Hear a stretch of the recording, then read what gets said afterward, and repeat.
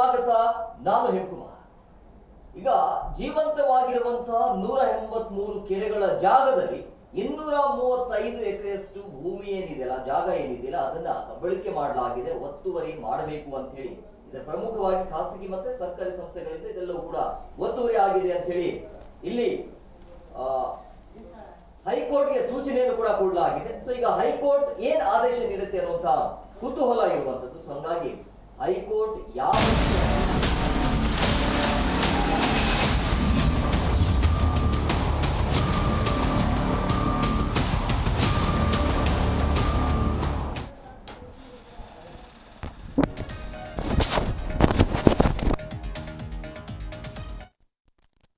ಬೆಂಗಳೂರಿನಲ್ಲಿ ಪ್ರಮುಖವಾಗಿ 183 ಕೆರೆಗಳು ಇದಾವಲ್ಲ, ಆ ಕೆರೆಗಳನ್ನ ಒತ್ತುವರಿ ಮಾಡಲಾಗಿದೆ, ತೆರವು ಮಾಡಬೇಕು ಅಂತೇಳಿ ಈಗ ಆಗ್ತಾ ಇದೆ. ಬಟ್ ಎಷ್ಟರ ಮಟ್ಟಿಗೆ ಅದು ವರ್ಕೌಟ್ ಆಗ್ತಾ ಇದೆ ಅನ್ನೋದು ಬಹಳ ಮುಖ್ಯವಾಗಿರುವಂಥ ಅಂಶ. ಹಾಗಾದ್ರೆ ಆ ಕೆರೆಗಳಿಗೆ ಮರುಜೀವ ಬರುತ್ತಾ? ಒಂದು ವೇಳೆ ಈ ತೆರವು ಕಾರ್ಯಾಚರಣೆ ಏನಿದೆಯಲ್ಲ ಅದು ಎಷ್ಟರ ಮಟ್ಟಿಗೆ ಸಕ್ಸಸ್ ಆಗುತ್ತೆ, ಕೋರ್ಟ್ ಏನು ಹೇಳುತ್ತೆ, ಅದು ಕೂಡ ಬಹಳ ಇಂಪಾರ್ಟೆಂಟ್ ಆಗುತ್ತೆ. ಸೊ ಬೆಂಗಳೂರಿನ ಬಹುತೇಕ ಕೆರೆ ಇದೆಯಲ್ಲ ಭೂಗಳ್ಳರ ಪಾಲಾಗ್ತಾ ಇದೆ. 183 ಕೆರೆಗಳ ಪೈಕಿ 123 ಕೆರೆ ಈಗ ಖಾಸಗಿಯವರಿಂದ ಕಬಳಿಕೆ ಆಗಿದೆ. ಸೊ ಒತ್ತುವರಿ ಆಗಿರೋದು 235 ಎಕರೆ ಜಾಗ. ಸೊ ಈಗ ತೆರವು ಮಾಡಿದ್ದು ಕೇವಲ 7 ಎಕರೆ. ಸೊ ಖಾಸಗಿ ಸರ್ಕಾರಿ ಸಂಸ್ಥೆಗಳಿಂದ ಕೆರೆಗಳ ಒತ್ತುವರಿ ಆಗಿದೆ. 183 ಕೆರೆಗಳ ಪೈಕಿ 235 ಕೆರೆಯಷ್ಟು ಜಾಗವನ್ನು ಒತ್ತುವರಿ ಮಾಡಲಾಗಿದೆ. ಕೆರೆ ಒತ್ತುವರಿ ಬಗ್ಗೆ ಹೈಕೋರ್ಟ್ಗೆ ಈಗಾಗಲೇ BBMP ಕಡೆಯಿಂದ ಮಾಹಿತಿ ಹೋಗಿದೆ. ಸೊ ಈಗ ಹೈಕೋರ್ಟ್ ಆದೇಶ ಹೇಗಿರುತ್ತೆ, ಅದರ ನಿರ್ದೇಶನದ ಮೇರೆಗೆ ನಡೆಯುತ್ತಾ ಅನ್ನುವಂಥ ಕುತೂಹಲ. ಏನೆಲ್ಲ ಆಗತ್ತೆ ಒಂದು ವೇಳೆ ತೆರವು ಕಾರ್ಯಾಚರಣೆ ಸಕ್ಸಸ್ ಆಯಿತು ಅಂದರೆ ಮುಂದಿನ ದಿನಮಾನಗಳಲ್ಲಿ ಬೆಂಗಳೂರಿಗೆ ಏನೆಲ್ಲ ಲಾಭಗಳಾಗತ್ತೆ, ಈ ಮತ್ತೆ ಒತ್ತುವರಿ ಹಿಂಗೆ ಆಯಿತು ಅಂತಂದರೆ ಮುಂದಿನ ದಿನಗಳಲ್ಲಿ ಏನೆಲ್ಲ ಸಂಕಷ್ಟವನ್ನು ಅನುಭವಿಸಬೇಕಾಗತ್ತೆ ಬೆಂಗಳೂರು ಅಥವಾ ಬೆಂಗಳೂರಿನ ಜನ, ಎಲ್ಲದರ ಬಗ್ಗೆ ಚರ್ಚೆ ಮಾಡ್ತೀವಿ. ಚರ್ಚೆ ಮಾಡೋದಕ್ಕೆ ಅತಿಥಿಯವರು ಜಾಯ್ನ್ ಆಗಿದ್ದಾರೆ. ನಾನು ಅವ್ರನ್ನ ಕಾರ್ಯಕ್ರಮಕ್ಕೆ ವೆಲ್ಕಮ್ ಮಾಡ್ತೀನಿ. ಮೊದಲನೇದಾಗಿ ಕನ್ನಡ ಪರ ಹೋರಾಟಗಾರರಾಗಿರುವಂಥ ತಾಯ್ನಾಡು ರಾಘವೇಂದ್ರ ಅವರು. ಸರ್, ಕಾರ್ಯಕ್ರಮಕ್ಕೆ ಆತ್ಮೀಯವಾದಂಥ ಸ್ವಾಗತ. ಇನ್ನು ಹಾಗೆಯೇ ಸಾಮಾಜಿಕ ಕಾರ್ಯಕರ್ತರಾಗಿರುವಂಥ ಅರುಣ್ ಪ್ರಸಾದ್ ಅವರು ಜಾಯ್ನ್ ಆಗಿದ್ದಾರೆ. ಸರ್, ತಮಗೂ ಕೂಡ ಕಾರ್ಯಕ್ರಮಕ್ಕೆ ಆತ್ಮೀಯವಾದಂಥ ಸ್ವಾಗತ. ಹಾಗೆಯೇ ಸಂಸ್ಥಾಪಕರಾಗಿರುವಂಥ ಫ್ರೆಂಡ್ಸ್ ಆಫ್ ಲೇಕ್ಸ್ನ ರಾಮಪ್ರಸಾದ್ ಅವರು. ಸರ್, ತಮಗೂ ಕೂಡ ಕಾರ್ಯಕ್ರಮಕ್ಕೆ ಆತ್ಮೀಯವಾದಂಥ ಸ್ವಾಗತ. ಎಸ್ ರಾಘವೇಂದ್ರ ಸರ್, ಈಗ ವರದಿ ನೋಡ್ತಾ ಇದ್ದೀವಿ. ಬಟ್ ಇದು BBMPಗೆ ಮೊದಲೇನಲ್ಲ ಗೊತ್ತಿತ್ತು. ಬಟ್ ಈಗ ಇದ್ದಕ್ಕಿದ್ದ ಹಾಗೆ ಆ ವರದಿಯನ್ನು ಹೈಕೋರ್ಟ್ ತನಕ ಹೋಗಿದ್ದು ಯಾಕೆ? ಈಗಾದರೂ ತೆರವು ಕಾರ್ಯಾಚರಣೆ ಆಗತ್ತಾ ಹೇಗೆ ಅಂತ? ಅಲ್ಲ, ಈಗ ಬೇಲಿನೇ ಎದ್ದು ಹೊಲ ಮಿದ್ರೆ ಏನು ಮಾಡೋದು? ಸರ್ಕಾರವೇ ಕಂಬಳಿಸ್ಕೊಂಡಿದೆಯಲ್ಲ ಕೆರೆಗಳನ್ನ, ಅದಕ್ಕೇನು ಮಾಡ್ತಾರೆ ಇವರು? ಈಗ ಅದಕ್ಕೆ ಉದಾಹರಣೆ ಕೊಡಬೇಕು ಅಂದರೆ ಶಿವರಾಮ್ ಕಾರಂತ್ ಲೇಔಟು, ನಮ್ಮ ಏನು ಜಕ್ಕೂರು ಏರೋಡ್ರಮ್ ಬ್ಯಾಕ್ ಸೈಡಲ್ಲಿ ಶಿವರಾಮ್ ಕಾರಂತ್ ಲೇಔಟ್ ಒಂದು ಜಾಗ ಇದೆ. ಅಲ್ಲಿ ರಾಜಕಾಲುವೆ ಬರ್ತಾ ಇದೆ. ಆ ರಾಜಕಾಲುವೆ ಪಕ್ಕದಲ್ಲಿ ಈಗ ಅದು ಕೆರೆ ಆಗಿತ್ತು. ನೀವು ಹೋಗಿ ಡಿಶಾಂಕಲ್ ಚೆಕ್ ಮಾಡಿ, ಸ್ಕೆಚಲ್ಲಿ ಮಾಡಿ, ಎಲ್ಲದು ಕೆರೆ ಅಂತಲೇ ಇದೆ. ಅದು ಆ ಕೆರೆನ ಇವತ್ತು ವಕ್ಫ್ ಬೋರ್ಡರಿಗೆ ಇವತ್ತು ದಾನ ಕೊಟ್ಟವ್ರೆ ಸರ್ಕಾರ. ಏನೋ ಇವ್ರ ಅಪ್ಪನ ಮನೆ ಥರ ಸರ್ಕಾರನೇ ಇವತ್ತು ಆ ವಕ್ಫ್ ಬೋರ್ಡ್ದ ಕೆರೆ ಇರೋದನ್ನ ಜಾಗನ ಇವರು ಅಭಿವೃದ್ಧಿ ಮಾಡಪ್ಪ ಆ ಕೆರೆನ ಅಂದರೆ ಕೆರೆ ಮುಚ್ಚಿಬಿಟ್ಟು ಇವತ್ತು ಆ ಕೆರೆನ ಇವತ್ತು ವಕ್ಫ್ ಬೋರ್ಡ್ ಸೈಟ್ಗಳಾಗಿ ಕನ್ವರ್ಟ್ ಮಾಡಿದ್ರೆ 78 ಸೈಟು. ಈಗ ಜನಗಳು ಕಂಬಳಿಸ್ಕೊಂಡ್ರೆ ಆಸೆ ಕಂಬಳಿಸ್ಕೊತಾರೆ ಅಂತ ಹೇಳ್ಬೋದು. ಇವತ್ತು ಸರ್ಕಾರಿ ಜಾಗನ, ಸರ್ಕಾರಿ ಕೆರೆನೇ ಇವರು ಸರ್ಕಾರನೇ ಕಂಬಳಿಸ್ಕೊಬಿಟ್ಟಿದೆಯಲ್ಲ, ಇದಕ್ಕೇನು ಮಾಡ್ತಾರೋ ಗೊತ್ತಿಲ್ಲ. ಆಮೇಲೆ ಇವತ್ತು ನೋಡಿ, ಕೆರೆ ಇವತ್ತು ಇರೋ ಕೆರೆನಾರು ಮೇಂಟೈನ್ ಮಾಡ್ರಪ್ಪ, ರಾಜಕಾಲುವೆ ನೀರನ್ನು ಅಲ್ಲಿ ಹೋಗದೇ ಇದ್ದಂಗೆ ತಡೆಗೋಡೆ ಮಾಡಿ ಅಂತ ಹೇಳ್ತೇವೆ. ಆಮೇಲೆ ಇವತ್ತು ಟೊಯೋಟಾ ಇರ್ಬೋದು, ಮಾರುತಿ ಕಾರ್ಗಳ ಶೋರೂಮ್ಗಳಿರ್ಬೋದು, ದೊಡ್ಡ ದೊಡ್ಡ ಶೋರೂಮ್ಗಳಲ್ಲಿ ನಾವೀಗ ಏನಾದ್ರು ಗಾಡಿ ಸರ್ವಿಸ್ ಬಿಟ್ಟರೆ ಅವರು ಡ್ರೈ ವಾಶ್ ಮಾಡ್ತಾಯಿದ್ದಾರೆ. ಡ್ರೈ ವಾಶ್ ಮಾಡಿಬಿಟ್ಟು ಕಾರನ್ನ ಇವತ್ತು ನೀರನ್ನ ಗಲೀಜು ನೀರು ಹೋಗಬಾರ್ದು ಅಂತ ಇವತ್ತೇನೋ ಸ್ಲಮ್ ಬೋರ್ಡವರು ಅದೆಲ್ಲ ಮಾಡಿ BBMP ಅವರೆಲ್ಲ ತುಂಬ ಸ್ಟ್ರಿಕ್ಟಾಗಿ ದೊಡ್ಡ ದೊಡ್ಡ ಕಾರ್ ಶೋರೂಮಿಗೆ ಡ್ರೈ ವಾಶ್ ಮಾಡೋ ಅಂಥ ಒಂದು ಕೆಲಸ ಮಾಡ್ತಾರೆ. ಸಂತೋಷ. ಆದರೆ ಇವತ್ತು ನಾಯಿ ಕೋಡೆಗಳ ಥರ ಬೀದಿಯಲ್ಲಿ ಕಾರ್ ವಾಷಿಂಗು ಸೆಂಟ್ರ್ಗಳು ಓಪನ್ ಆಗಿದ್ದಾವೆ. ಅವರು ರಾಜಾರೋಷವಾಗಿ ಕಾರ್ಗಳನ್ನು ವಾಶ್ ಮಾಡ್ತಾರೆ. ಅದನ್ನು ಇವರು ಯಾರೂ ಪ್ರಶ್ನೆ ಮಾಡ್ತಾ ಇಲ್ಲ. BBMP ಅಧಿಕಾರಿಗಳು ಹೋಗ್ತಾರೆ, ಪೊಲೀಸ್ ಅಧಿಕಾರಿಗಳು ಹೋಗ್ತಾರೆ, ಕೊಳಚೆ ನಿರ್ವಹಣೆ ಮಂಡಲರು ಹೋಗ್ತಾರೆ, ಎಲ್ರಿಗೂ ಕಾಣಿಸೋ ಥರನೇ ಅವ್ರಿಗೆ ಕಾರ್ ವಾಶ್ ಮಾಡ್ತಾರೆ. ಅದೆಲ್ಲ ಯಾಕೆ ನೀವು ತಡೆಗಟ್ಟಲ್ಲ? ಈಗ ಒಂದು ಕಡೆ ಬೆಣ್ಣೆ, ಒಂದು ಕಡೆ ಸುಣ್ಣ ಥರ ಆಗಲ್ವ ಇದು? ದೊಡ್ಡ ಶೋರೂಮ್ಗಳಲ್ಲಿ ಇವಾಗ ವಾಶ್ ಮಾಡೋಕ್ಕೆ ಬಿಟ್ಟಿಲ್ಲ ಅಂದಮೇಲೆ ಇವರು ಸಮೇತ ಅದೇ ಕೆಮಿಕಲ್ ಹಾಕ್ತೀರಾ, ಅದೇ ವಾಷಿಂಗ್ ಹಾಕ್ತೀರಾ, ಅದೇ ಆಯಿಲ್ ಬರುತ್ತೆ, ಅದೇ ನೀರು ಹೋಗುತ್ತೆ, ಅದೇ ನೀರೇ ಕೆರೆಗೆ ಹೋಗುತ್ತೆ. ಇದ್ಯಾಕೆ ಈ ಥರ ಒಂದು ಅಲ್ಲೊಂದು ಇಲ್ಲೊಂದು ಮಾಡ್ತೀರಾ? ಆಮೇಲೆ ಇವತ್ತು ನೋಡ್ರಿ, ನೀವು ಇವಾಗ ಕೆರೆ ಉದ್ಧಾರ ಮಾಡೋದಿರಲಿ, ಮಹಾನಗರ ಪಾಲಿಕೆಯ ಮುಂಭಾಗದಲ್ಲಿ ಹೋಗೊಂದು ಸುಂದರವಾದ ತೋಟ ಇತ್ತು. ನೀವು ಮಹಾನಗರ ಪಾಲಿಕೆಗೆ ಹೋದರೆ ಆ ದೇವಸ್ಥಾನ ಅಕ್ಕಪಕ್ಕ ಸುಂದರವಾಗಿ ಒಂದು ಗಾರ್ಡನ್ ಮಾಡಿದ್ರು. ಇವತ್ತು ಆ ಗಾರ್ಡನ್ ಅಭಿವೃದ್ಧಿ ಮಾಡೋಕ್ಕೆ ಇವ್ರ ಹತ್ರ ಯೋಗ್ಯತೆ ಎಲ್ಲ ದುಡ್ಡಿಲ್ಲ. ಇನ್ನು ಯಾವ ಕೆರೆ ಅಭಿವೃದ್ಧಿ ಮಾಡ್ತೀರಾ? ರಸ್ತೆ ಅಂತೂ ಇವತ್ತು ಗುಂಡಿ ಮುಚ್ಚಿ ಹೋಗಿದ್ದಾವೆ, ಗುಂಡಿಗಳು ತುಂಬ ತಾಣ ಆಗಿದೆ. ತಾವೆಲ್ಲ ಮಾಧ್ಯಮದವರಿಗೆ ಧನ್ಯವಾದ ಹೇಳ್ಬೇಕು. ಯಾಕಂದರೆ ಅಲ್ಲಿ ಹೋಗಿ ಸ್ವಲ್ಪ ಎಲ್ಲಿ ಕ್ಯಾಮ್ರಾ ನೀವು ಫೋಕಸ್ ಮಾಡ್ತೀರೋ ಆಗ ರಾತ್ರಿ ಗುಂಡಿ ರೆಡಿ ಮಾಡ್ತಾರೆ. ತಿರ್ಗಾ ಇವ್ರು ತಗೊಳ್ಳೋದು 40% ಕಮಿಷನ್ನಿಗೆ. ಪಾಪ ಕಾಂಟ್ರಾಕ್ಟ್ರು 40% ಇವ್ರಿಗೆ ಕೊಡಬೇಕು, ಇನ್ನು 20% ಕೆಲಸ ಮಾಡ್ತಾನೆ, 40% ಅವ್ನ ಪಾಕೆಟಿಗೆ ಹಾಕೊಂಡು ಹೋಗ್ತಾನೆ. ಇನ್ನು ಎಲ್ಲಿಂದ ಅಭಿವೃದ್ಧಿ ಆಗುತ್ತೆ? ಇವತ್ತು ಈ ಕೆರೆ ಅಂತೂ ನೋಡಿ, ಇವತ್ತು ವಾಯು ಹೋರಾಕ ಇವತ್ತು ಬೆಳೆಂದೂರು ಕೆರೆಯಲ್ಲಿ ಅದೇನೋ ನೊರೆ ಬರ್ತಾ ಇದೆ. ಎಲ್ಲರೂ ಸಮೀಕ್ಷೆ ಮಾಡ್ತಾರೆ, ಅಂತಾರಾಷ್ಟ್ರೀಯ ಸಮೀಕ್ಷೆ, ಅದಕ್ಕೆ ಇಷ್ಟು ಫಂಡು, ಅದಕ್ಕೆ ಅಷ್ಟು ಫಂಡು ಅಂತ ಇಡ್ತಾರೆ. ಎಲ್ಲಿ ಯಾವುದಾದ್ರೂ ಇಲ್ಲಿವರೆಗೆ ಒಂದೇ ಒಂದು ಸುಧಾರಣೆ ಮಾಡಿದಾರಾ? ಯಾವ ಸುಧಾರಣೆನೂ ಇಲ್ಲ. ನಮ್ಮದು ಇನ್ನೊಂದು ವರ್ತೂರು ಕೆರೆ ತಗೊಂಡೋಗ್ಬಿಟ್ಟು ಏನೋ ನಾವು ಕೋಲಾರಕ್ಕೆ ನೀರು ಬಿಡ್ತೇವೆ ಅಂತ ಅಂದರು. ಅದೇನೋ ಸಂಸ್ಕರಣೆ ಮಾಡಿಬಿಟ್ಟು ನೀರು ಬಿಡಬೇಕು ಅಂತ ಇತ್ತು. ಅದನ್ನು ಏನು ಮಾಡ್ತಾ ಇದ್ದಾರೆ? ಆ ಸಂಸ್ಕರಣೆನೆಲ್ಲ ಸೀದಾ ತಗೊಂಡೋಗಿ ಬಿಡ್ತಾರೆ. ಇವತ್ತು ನಾವೇನು ತರಕಾರಿ ಸೊಪ್ಪುಗಳು ತಿಂತಾ ಇದ್ದಾವಲ್ಲ, ಎಲ್ಲ ಜನಗಳು ನಾವು ಮನೆಗೆ ಬಂದಮೇಲೆ ನಮ್ಮ ತಾಯಿಂದರು ಏನು ತೊಳೆದು ಬಿಸಿನೀರು ಹಾಕಿ ಮಾಡ್ತಾರೆ. ಅದೆಲ್ಲ ಬೆಳೀತಾ ಇರೋದು ಆ ಗಲೀಜು ನೀರಲ್ಲೇ. ಇವತ್ತು ನಮಗೆ ಪೌಷ್ಟಿಕ ಆಹಾರ ಬೇಕು.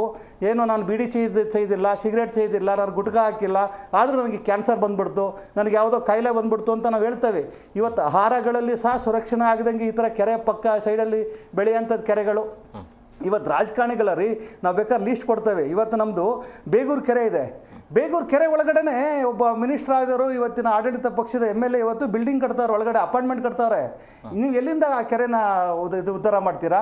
ಆದರೆ ಅದೇ ಕೆರೆ ಒಳಗಡೆ ಒಂದು ಹನುಮಂತನ ಪ್ರತಿಮೆ ಇಟ್ಬಿಟ್ಟು ಏನೋ ಪೂಜೆ ಮಾಡ್ತೀವಿ ಅಂತ ಅದನ್ನು ಬಂಧಿಸ್ಬಿಟ್ಟು ಅದಿಷ್ಟು ಜಾಗ ಮಾತ್ರ ತೆರವು ಮಾಡ್ತೀರಾ. ಆದರೆ ಇವರೇ ಆ ಜಾಗದಲ್ಲಿ ಅದೇ ಕೆರೆಯಲ್ಲಿ ಬಿಲ್ಡಿಂಗ್ 4 ಅಂತಸ್ತು ಬಿಲ್ಡಿಂಗ್ ಮಾಡಿ ಒಂದು ಪ್ಲಾಟ್ 3 ಕೋಟಿ 4 ಕೋಟಿ ರೂಪಾಯಿಗೆ ಮಾರ್ಕೊಂಡ್ರೆ ಅದನ್ನ ಯಾರು ಕೇಳೋಲ್ಲ. ಇದು ಎಲ್ಲಿಂದ ಆಗಿದೆ? ರಾಜಕಾಲುವೆಗಳು ಮಳೆ ಬಂದ ಮಾತ್ರ ಎಚ್ಚೆತ್ಕೊಳ್ಳುತ್ತೆ, ಮಳೆ ಬಂದ ಹೂಳೆತ್ತಾರೆ, ಮಳೆ ಬಂದಿಲ್ಲ ಅಂದ್ರೆ ಹೋಯ್ತು. ಆಮೇಲೆ ಇವತ್ತು ಯಾವುದಾದ್ರು ಒಂದು ನೀವು ನೋಡ್ರಿ, ಒಂದು ಅಭಿವೃದ್ಧಿ ರಸ್ತೆಯಲ್ಲಿ ಬರ್ಬೇಕಾದ್ರೆ ಎಲ್ಲ ರೋಡ್ಗಳು ಗುಂಡಿ ಹೊಡಿತಾರೆ. ಈಗ ಸಿಮೆಂಟ್ ರೋಡ್ ಮಾಡಿದ್ರಪ್ಪ, ಸಿಮೆಂಟ್ ರೋಡ್ ಮಾಡಿದರೆ ಏನೋ ಒಂದು 50 ವರ್ಷ ಬಳಕೆ ಬರುತ್ತೆ. ಸಿಮೆಂಟ್ ರೋಡ್ ಹೊಡೆದಾಕ್ತಾರೆ, ಮತ್ತೆ ತಿರ್ಗಾ ಇನ್ನೊಂದು ಏನೋ ಕೊರಿತಾರೆ, ಬುಲ್ಡೇಜರ್ ತಗೊಂಡ್ಬಿಟ್ಟು ಅದ್ಯಾವುದೋ ಒಂದು ತಂದು ಕೊಟ ಅಂತ ಕುಡಿದ್ಬಿಟ್ಟು ಅದನ್ನು ಮತ್ತೆ ತಿರ್ಗಾ ಒಂದು ಪೈಪ್ಲೈನ್ ಮಾಡ್ತಾರೆ. ನಾವು ಈಗ ನಮ್ಮ ತೆರಿಗೆ ದುಡ್ಡನ್ನು ಇವತ್ತು ಇವರು ಅನಾವಶ್ಯಕವಾಗಿ ಹಾಳು ಮಾಡ್ತಾರೆ. ಯಾವುದೋ ನೋಡಿ ಅಸೆಂಬ್ಲಿ ಕರೆದ್ರು, ಇಲ್ಲಿಂದ ಹೋಗ್ಬಿಟ್ರು ಬೆಳಗಾವಿಗೆ ಟ್ರಿಪ್ಪು, ಬೆಳಗಾವಿಗೆ ಹೋಗ್ಬಿಟ್ಟು ನಮ್ಮದು 400-500 ಕೋಟಿ ದುಡ್ಡು ಇವತ್ತು ಖರ್ಚು ಮಾಡಿದ್ರು. ನಿಮ್ಗೆ ಗೊತ್ತಿದ್ದಂಗೆ ಕಲ್ಯಾಣ ಕರ್ನಾಟಕ ಆಗಲಿ, ನಾರ್ತ್ ಕರ್ನಾಟಕ ಭಾಗದಾಗಲಿ, ಅಲ್ಲಿಯ ರೈತರ ಸಮಸ್ಯೆ ಏನು, ಅಲ್ಲೇ ಕಬ್ಬು ಬೆಳೆಗಾರರ ಸಮಸ್ಯೆ ಏನು, ಅಲ್ಲಿಯ ನೀರಾವರಿ ಸಮಸ್ಯೆ ಏನು, ಯಾರಾದರೂ ಒಬ್ಬರು ಚರ್ಚೆ ಮಾಡಿದ? ಇವರೆಲ್ಲರೂ ಒಂದೇ ರೀ. ಇವತ್ತೇನು ಮಾಡ್ತಾರೆ, ಅಲ್ಲಿ ಅಸೆಂಬ್ಲಿ ಒಳಗಡೆ ಇವರೆಲ್ಲ ಒಂದು ಮೀಟಿಂಗ್ ಮಾಡ್ಕೊತಾರೆ, ಎಲ್ಲೋ ಪಬ್ಬಲ್ಲೋ ಬಾರಲ್ಲ ಸೇರ್ಕೊಂಡು, ಎಲ್ಲ ಪಕ್ಷದವರು, ಒಂದು ಪಕ್ಷ ಅಂತಲ್ಲ ಸೇರಿಕೊಂಡು, ಇವತ್ತು ನಾನು ಅಸಭ್ಯವಾಗಿ ಈ ಥರ ಏನೋ ಒಂದು ಮಾತಾಡ್ತಾನೆ, ನೀನು ಅದ್ರ ಬಗ್ಗೆ ಹೋರಾಟ ಮಾಡು, ಜನಗಳ ಸಿಟಿ ರವಿ ಮುಂದೆ ಬಿಟ್ಕೊಂಡ್ರು. ಈಗೆಲ್ಲ ಎಲ್ಲ ಮಾಧ್ಯಮಗಳೆಲ್ಲ ಆ ಕಡೆ ಇದಾಯ್ತು. ಆಗ್ಬೇಕಾಗಿರೋ ಕೆಲಸ ಇಲ್ಲ ರೀ. ಇವತ್ತು ಏನಾಗ್ಬಿಟ್ಟಿದೆ ನೋಡಿ, ಇದನ್ನ ನೀವು ಕೆರೆ ಈ ಥರ ಎಲ್ಲ ಆಗಿದೆ ಅಂತ ಒಂದು ವಾರ ನೀವು ಚರ್ಚೆ ಮಾಡಿ, ಸಂಘ ಎಲ್ಲ ನೀವು ಮಾಧ್ಯಮದಲ್ಲಿ ಫೋಕಸ್ ಮಾಡಿ. ನಾಳೆ ಅನ್ನೋರು ಇನ್ನು ವಾರದೊಳಗಡೆ ಇನ್ನೊಬ್ರಿಗೆ ಯಾರಿಗಾರು ಮೊಟ್ಟೆ ಓಡಿಸ್ತಾರೆ ಇವ್ರ ತಲೆ ಮೇಲೆ, ಇನ್ನೊಂದು ಮೊಟ್ಟೆ ಓಡಿಸೋದು, ಇನ್ಯಾರೋ ಒಂದು ಫಿಲಮ್ ಆ್ಯಕ್ಟರ್ನ ಅರೆಸ್ಟ್ ಮಾಡಿಸೋದು, ಇನ್ನೊಂದೇನೋ ಮಾಡಿಸೋದು. ಈ ಒಂದು ಏನು ಕೆರೆಗಳು ಹುಳು ತುಂಬಿದಾವೆ, ಕೆರೆಗಳು ನೀರು ಕುಡಿಯೋಕೆ ಯೋಗ್ಯ ಇಲ್ಲ ಅನ್ನೋದನ್ನ ನೀವೆಲ್ಲ ತೋರಿಸ್ತೀರಲ್ಲ, ಅದನ್ನು ಡೈವರ್ಟ್ ಮಾಡುವಂಥ ಕೆಲಸ ಈ ಸರ್ಕಾರ ಮಾಡುತ್ತೆ ಅನ್ನೋದು ನಮ್ಗೆ ನಾವು ನೋಡ್ಕೊಂಬಂದ್ಬಿಟ್ಟಿದ್ದೇವೆ. ಇದೇ ಆಗ್ತಿರೋದು. ಮಾತಾಡ ಅರುಣ್ ಪ್ರಸಾದ್, ಈಗ BBMP ಹೈಕೋರ್ಟ್ಗೆ ಹೋಗಿದೆ ತೆರವು ಕಾರ್ಯಾಚರಣೆ ಆಗಬೇಕು ಅಂತೇಳಿ. ಈಗ ನಡೀತಾ ಇತ್ತು, ಅದು ಮಂದಗತಿಯಲ್ಲಿ ಸಾಗ್ತಾ ಇದೆ. ಬಟ್ ಅಂದರೆ ಈ ಪ್ರಭಾವಿ ವ್ಯಕ್ತಿಗಳ ಜಾಗವನ್ನು ತೆರವು ಮಾಡಲಿಕ್ಕೆ ಆಗೋದಿಲ್ಲ ಅನ್ನುವಂಥ ಕಾರಣಕ್ಕಾಗಿ ಹೋದ್ರೆ, ಅಥವಾ ಯಾಕೆ ಸಡನ್ಲಿ ಆಗಿ ಹೈಕೋರ್ಟ್ಗೆ ಹೋಗಿರೋದು? ನೋಡಿ, ಯಾವಾಗಲೂ ನೋಡಿ ಕಾನೂನೇ, ಅದಕ್ಕೇನು ಎಕ್ಸೆಂಪ್ಷನ್ಸ್ ಕೊಡಲ್ಲ. ಪ್ರಭಾವಿ ವ್ಯಕ್ತಿಗಳಿಗೆ ಅವ್ರು ಇರುವಂಥ ಜಾಗ ತೆರವುಗೊಳಿಸ್ಬಾರ್ದು, ಬೇರೆಯವ್ರದ್ದು ಇದು ಮಾಡಬೇಕು. ನೋಡಿ, ಮೂಲ ನಕ್ಷೆ ನಮ್ಮ ಬೆಂಗಳೂರದಾಗಲಿ ಭಾರತದಲ್ಲಿ ಎಲ್ಲ ಕಡೆ ಆಗಲಿ ವಿಲೇಜ್ ಮ್ಯಾಪಲ್ಲಿ ಏನಿದೆ ಅದು ಮೂಲ. ಯಾವುದೇ ಕೋರ್ಟ್ದು ಏನೇ ಕೋರ್ಟ್ ಕೇಸ್, ಲ್ಯಾಂಡ್ ಕೇಸ್ ಇದ್ದರೆ ಸಹ at the end of the day ಬಂದು ವಿಲೇಜ್ ಮ್ಯಾಪಲ್ಲಿ ಅದು ಏನಿದೆ, ರೆವೆನ್ಯೂ ರೆಕಾರ್ಡ್ಸಲ್ಲಿ ಯಾರಿದ್ದಾರೆ ಅಂದರೆ ಯಾರ್ದು ಹಕ್ಕಿದೆ ಆ ಜಾಗದಲ್ಲಿ ಅವ್ರಿಗೆ ಅದು ಹೋಗಬೇಕಂತೇಳಿದೆ. ಸಪೋಸ್ ಇವಾಗ ನಿಮ್ಮದು ಹೆಸರಲ್ಲಿ ಇದ್ದಿದ್ದಾರೆ, ನಿಮ್ಮ ಮುತ್ತಾತಂದು ಇದರಲ್ಲಿ ಇದ್ದು ಅದು ಅವ್ರ ಹೆಸರಲ್ಲೇ ಇದ್ದ ಅಂದರೆ ಅದು ನಿಮ್ಮ ಆಸ್ತಿ. ಅದೇ ಸರ್ಕಾರದ ಹೆಸರಲ್ಲಿದ್ದರೆ ಸರ್ಕಾರದ ಆಸ್ತಿ. ಅದೇ ನಾರ್ಮಲ್ ಕೋರ್ಟ್ ಸಹ ಫಾಲೋ ಮಾಡೋದು. ಈಗ ನಾನು ಒಂದು ಇದು ನೋಡಿದೆ, ಇವರು ಅಫಿಡವಿಟ್ ಇವ್ರು ಏನು ಹೇಳ್ತಾ ಇದ್ದಾರೆ ಅಂದರೆ, ವಿಲೇಜ್ ಮ್ಯಾಪಲ್ಲಿ ಮೋರಿ ಇದೆ, ಇವಾಗ ಮೋರಿ ಇಲ್ಲ, ಅದಕ್ಕೋಸ್ಕರ ಯಾಕೆ ನೀವು ಮೋರಿನ ಕನ್ಸಿಡರ್ ಮಾಡ್ತೀರಾ ಅಂತೇಳಿ. ನೋಡಿ ಹೆಂಗೈತೆ ಅಂದರೆ, ಇವ್ರದ್ದು ಅದು ಬಫರ್ ಇದೆಯಲ್ಲ, ರಾಜಕಾಲುವೆದಲ್ಲ, ಅದು ಇವಾಗ ಮೊರಿನೇ ಇಲ್ವಲ್ಲ, ಮೊರಿನೇ ಇಲ್ಲಾಂದರೆ ಮುಗೀತಲ್ಲ ಕತೆ ಅಂತ ಹೇಳ್ತಾ ಇದ್ದಾರೆ. ಹಂಗಂದರೆ ಇವಾಗ ಇವ್ರು ಮುತ್ತಾದದು ಪ್ರಾಪರ್ಟಿ ವಿಲೇಜ್ ರೆಕಾರ್ಡ್ಸಲ್ಲಿ ಇವ್ರ ಹೆಸರಲ್ಲಿದ್ದು ಓಕೆ, ಇವಾಗ ನಿಮ್ಮ ಹೆಸರಲ್ಲಿ ಇಲ್ಲಪ್ಪ ಬೇರೆಯವ್ರು ಕಟ್ಟಾರ ಅವ್ರಿಗೆ ಪ್ರಾಪರ್ಟಿ ಕೊಟ್ಬಿಡೋದಂದ್ರೆ ಸುಮ್ಮನಿರ್ತಾರ? ಸರ್ಕಾರದ್ದು ಮಾತ್ರ ವಿಲೇಜ್ ಮ್ಯಾಪಲ್ಲಿ ಇದ್ದು ಸರ್ಕಾರಿ ಇದು ಕಾಲುವೆ ಆಗಲಿ ಇವಾಗ ಸಾಬ್ರೆ ಕೆರೆಗಳಾಗಲಿ ಇದ್ದ ಅಂದರೆ ಓಕೆ, ಅದು ಕೆರೆನೇ. ಇವತ್ತಲ್ಲ ನಾಳೆ 100 ವರ್ಷ ಆದರೂ ಕೆರೆನೇ. ಇದನ್ನು ಇವರು ಒತ್ತುವರಿ ಮಾಡಿಕೊಂಡ ಅಂದರೆ ಅದು ಸರ್ಕಾರದ ಜಾಗ ಅಂದಮೇಲೆ ವಾಪಸ್ ಅದು ಸರ್ಕಾರಕ್ಕೆ ಹೋಗಬೇಕು. ಉದಾಹರಣೆಗೆ ರೀಸೆಂಟಾಗಿ ಏನಾಯಿತು, ತುರಹಳ್ಳಿ ಕಾಡು ಇದರಲ್ಲಿ ಬಂದು ಅರಣ್ಯ ಇಲಾಖೆಯವರು ಅವ್ರದ್ದು ಜಾಗ ಅಂತೇಳಿ ಇದು ಮಾಡಿದರು. ಬಟ್ ಅದು ಪ್ರೈವೇಟ್ ಕೇಸ್ ಹಾಕ್ಕೊಂಡು ಇಲ್ಲ ನಮ್ಮದೇ ಅಂತೇಳಿ ಇದಾಯಿತು. ಮತ್ತು ವಿಲೇಜ್ ರೆಕಾರ್ಡ್ಸ್ ಎಲ್ಲ ಚೆಕ್ ಮಾಡಿದಾಗ ಅದು ಅವ್ರದ್ದೇ ಆಗಿರೋದ್ರಿಂದ ಏನಾಯ್ತು, ಅವ್ರಿಗೆ ವಾಪಸ್ ಹೋಯಿತು. ಪ್ರೈವೇಟ್ ಅವ್ರಿಗೆ ಅದು ವಾಪಸ್ ಹೋದಂಗೆ ಇದು ಸರ್ಕಾರಕ್ಕೆ ಬರಬೇಕು. ಇವಾಗ ಕೋರ್ಟ್ಗೆ ಹೋದ್ರೂ ಮೇಯ್ನ್ ಏನಂದರೆ ಕೋರ್ಟ್ಗೆ ಯಾಕೆ ಇನ್ನೊಂದು ಇದು ಮಾಡಬೇಕು, ಯಾರ್ಯಾರ್ದು ಇದಿದೆ ರೆಕಾರ್ಡ್ಸ್ ಇದೆ ಚೆಕ್ ಮಾಡಿ. ಇವಾಗ ಅಲ್ಲಿ ತಹಸೀಲ್ದಾರ್ ಲಾಸ್ಟ್ ಟೈಮು ತಹಸೀಲ್ದಾರ್ BBMPಯಲ್ಲಿ ಕೂತ್ಕೊಂಡ್ರೆ ಯಾಕೆ village record as per village records BBMPಯಲ್ಲಿ ಎಲ್ಲೆಲ್ಲಿ ಕಾಲುವೆಗಳಿದೆ ಎಲ್ಲೆಲ್ಲಿ ಕೆರೆ ಇದೆ ಅಂತೇಳಿದ್ದು. ಇವಾಗ ಇವರು ಸರ್ ಹೇಳಿದಾಗೆ ನೋಡಿ, ನಾನು ಸಣ್ಣ ವಯಸ್ಸಲ್ಲಿ ಬೇಕಾದ್ರೆ ಕಾಮಾಕ್ಷಿ ಪಾಳ್ಯ ಕೆರೆ ಇತ್ತು. ಈಗ ನೋಡಿ ಅಲ್ಲಿ ಕಾಮಾಕ್ಷಿ ಪಾಳ್ಯ ಕೆರೆನೇ ಇಲ್ಲ. ಯಾಕೆ ನಮ್ಮ BBMP ಹಿಂದೆ SR ನಗರದ್ದು ಪಲ್ಲವಿ ಥಿಯೇಟ್ರ್ ಇದೆಯಲ್ಲ ಅದ್ರ ಹಿಂದೆಗಡೆ ಕೆಳಗಡೆ ಕಲ್ಯಾಣಿ ಇತ್ತು. ಕಲ್ಯಾಣಿನ ಮುಚ್ಚಾಕ್ಬಿಟ್ಟವ್ರೆ ನೋಡಿ. ಕೆಂಪೇಗೌಡರು ಕೆರೆಗಳಾಗಲಿ ಕಲ್ಯಾಣಿ ಆಗಲಿ ಯಾಕೆ ಇದು ಹಂಗೆ ಬಿಟ್ಟಿದೆ ಅಂದರೆ ಅದು ಅಂತರ್ಜಲ ಸಂರಕ್ಷಣೆಗೆ. ಮಳೆ ನೀರು ಬಂದಾಗ ಎಲ್ಲ ಭೂಮಿ ಅಡಿಗೆ ಹೋಗಬೇಕು. ಓಕೆ, ಆಗೇನಾಗ್ತದೆ, ಯಾರಿಗೆ ಅಂತರ್ಜಲ ಇದ್ದರೆ ಬಾವಿಯಲ್ಲಿ ನೀರು ಹಂಗೆ ಇರುತ್ತೆ. ಅಂತರ್ಜಲ ಕೂಗೋದ್ರೆ ಬಾವಿಯಲ್ಲಿ ನೀರಿರಲ್ಲ. ಇವಾಗ ಇವರೆಲ್ಲ ಕಾಂಕ್ರೀಟ್ ಹಾಕಿ ಮುಚ್ಕೊಂಡು ಇರೋ ಬರೋ ಕೆರೆನೆಲ್ಲ ಇದು ಮಾಡಿಬಿಟ್ಟು ಅಂದರೆ ಇದು. ಬಟ್ ಏನಂದರೆ ಇವಾಗ ಹೊಸ ಇದರಲ್ಲಿ ಏನಾಗಿದೆ, NGTದು ಏನಾಯಿತು, ಕೆರೆ ಇದಕ್ಕೆ 75 ಮೀಟರ್ ಬಫರ್ ಝೋನ್ ಅಂತೇಳಿ ಮಾಡ್ತು. ಮತ್ತು ರಾಜಕಾಲುವೆಗಳ ದೊಡ್ಡ ರಾಜಕಾಲುವೆಗೆ ಓಕೆ 50 ಮೀಟರು, ಎರಡನೇ ಇದರ ರಾಜಕಾಲುವೆಗೆ 35, ಮತ್ತು ನಾಲ್ಕನೇದಕ್ಕೆ ಇದು ಮೂರನೇದಕ್ಕೆ 15 ಮೀಟರ್ ಅಂತೇಳಿ ಮಾಡ್ತು. ಓಕೆ, ಆಮೇಲೆ ಅದು ಸುಪ್ರೀಂ ಕೋರ್ಟಲ್ಲಿ 2019ರಲ್ಲಿ ಅದು ಸ್ಟೇ ಆಗ್ಬಿಡುತ್ತೆ NGTದು. ಅದಾದಮೇಲೆ ಇವ್ರೇನು ಸರ್ಕಾರ ಏನು ಹೇಳ್ತು, ನಮ್ಮದು ರಿವೈಸ್ ಮಾಸ್ಟರ್ಸ್ ಪ್ಲ್ಯಾನ್ ಇದೆಯಲ್ಲ ಅದರಲ್ಲಿ ನಾವು 30 ಮೀಟ್ರ್ ಕೆರೆಯಿಂದ ಇದು ಮಾಡಿದ್ದೀವಿ ಅಂತೇಳಿ ಇದು ಮಾಡಿದ್ರು. ಆಯಿತು, 2008ಗಿಂತ ಹಿಂದೆ ಇರೋದನ್ನ ಮುಟ್ಟಲ್ಲ, 2008 ಮೇಲಿರೋದನ್ನ ಇದು ಮಾಡ್ತೀವಿ ಅಂತೇಳಿ ಆಯಿತು.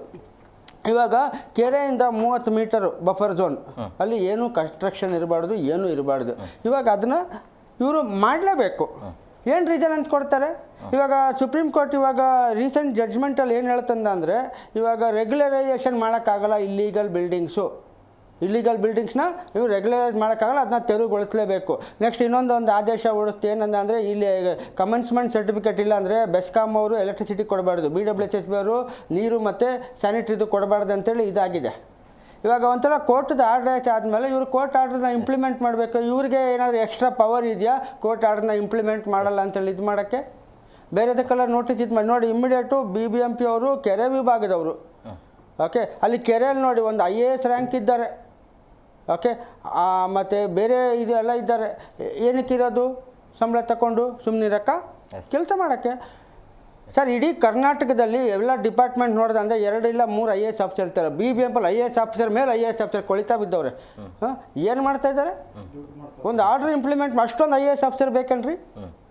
Okay, additional chief secretary rank okay, ಮತ್ತು ಸೆಕ್ರೆಟರಿ ರ್ಯಾಂಕ್ ಅಷ್ಟೊಂದು IAS ಆಫೀಸರ್ಗಳಿದ್ದು ಬರೀ ಒಂದು ಬೆಂಗಳೂರು ಇದಕ್ಕೆ ಏನು ಅಲ್ಲಿ ಆಗ್ತಾ ಇಲ್ಲ ಅಂದರೆ what is the necessity of keeping so many officers? ಏನು ಇವರಿಗೆ ಕಾನೂನುಗಳು ಗೊತ್ತಿಲ್ವಾ? ಬೇರೆ ಡಿಪಾರ್ಟ್ಮೆಂಟ್ 2-3 IAS ಆಫೀಸರ್ ಇಟ್ಕೊಂಡು ಇಡೀ ಇದು ಕರ್ನಾಟಕನ ಇದು ಮಾಡುತ್ತೀರಿ.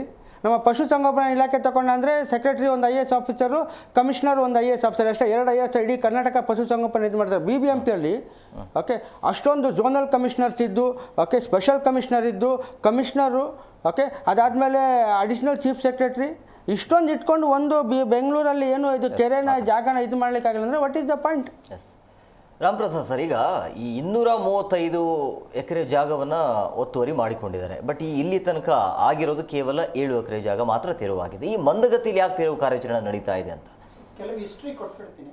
ಕೆರೆ ಬಿಟ್ಟರೆ ನಾನು ಬೇರೇನು ಮಾತಾಡೋಕೆ ಹೋಗಲ್ಲ. ನನಗೆ ಇಲ್ಲಿ ಪಾಲಿಟಿಕ್ಸ್ ಮಾಡೋದು ಇಷ್ಟ ಇಲ್ಲ. ಯಾಕೆಂತ ಹೇಳಿದ್ರೆ ಈ ವಿಚಾರದಲ್ಲಿ ಎಲ್ಲರೂ ಇನ್ಕ್ಲೂಡಿಂಗ್ ಯಾವ ರಾಜಕೀಯ ಪಕ್ಷ ಇಲ್ಲಿರೋರು ಎಲ್ಲರೂ ಸೇರಿದ್ದಾರೆ. ಇದಿರೋದ್ರಿಂದ ಯಾವುದೇ ಕಾರಣಕ್ಕೂ ಇವ್ನು ಸರಿ ಮಾಡ್ದ ಅವ್ನು ತಪ್ಪು ಮಾಡ್ದ. ಯಾಕೆಂತ ಹೇಳಿದ್ರೆ ಈ ಕೇಸ್ ಆಗಿರ್ತಕ್ಕಂಥದ್ದು 2003ರಲ್ಲಿ. ಅಂದರೆ ಇವತ್ತು ನೀವು ಹೇಳ್ತಾರಲ್ಲ ಇವಾಗ ಸಡನ್ ಅಂತ ಮಾಡಿದ್ರು, ಏನು ಸಡನ್ ಅಲ್ಲ.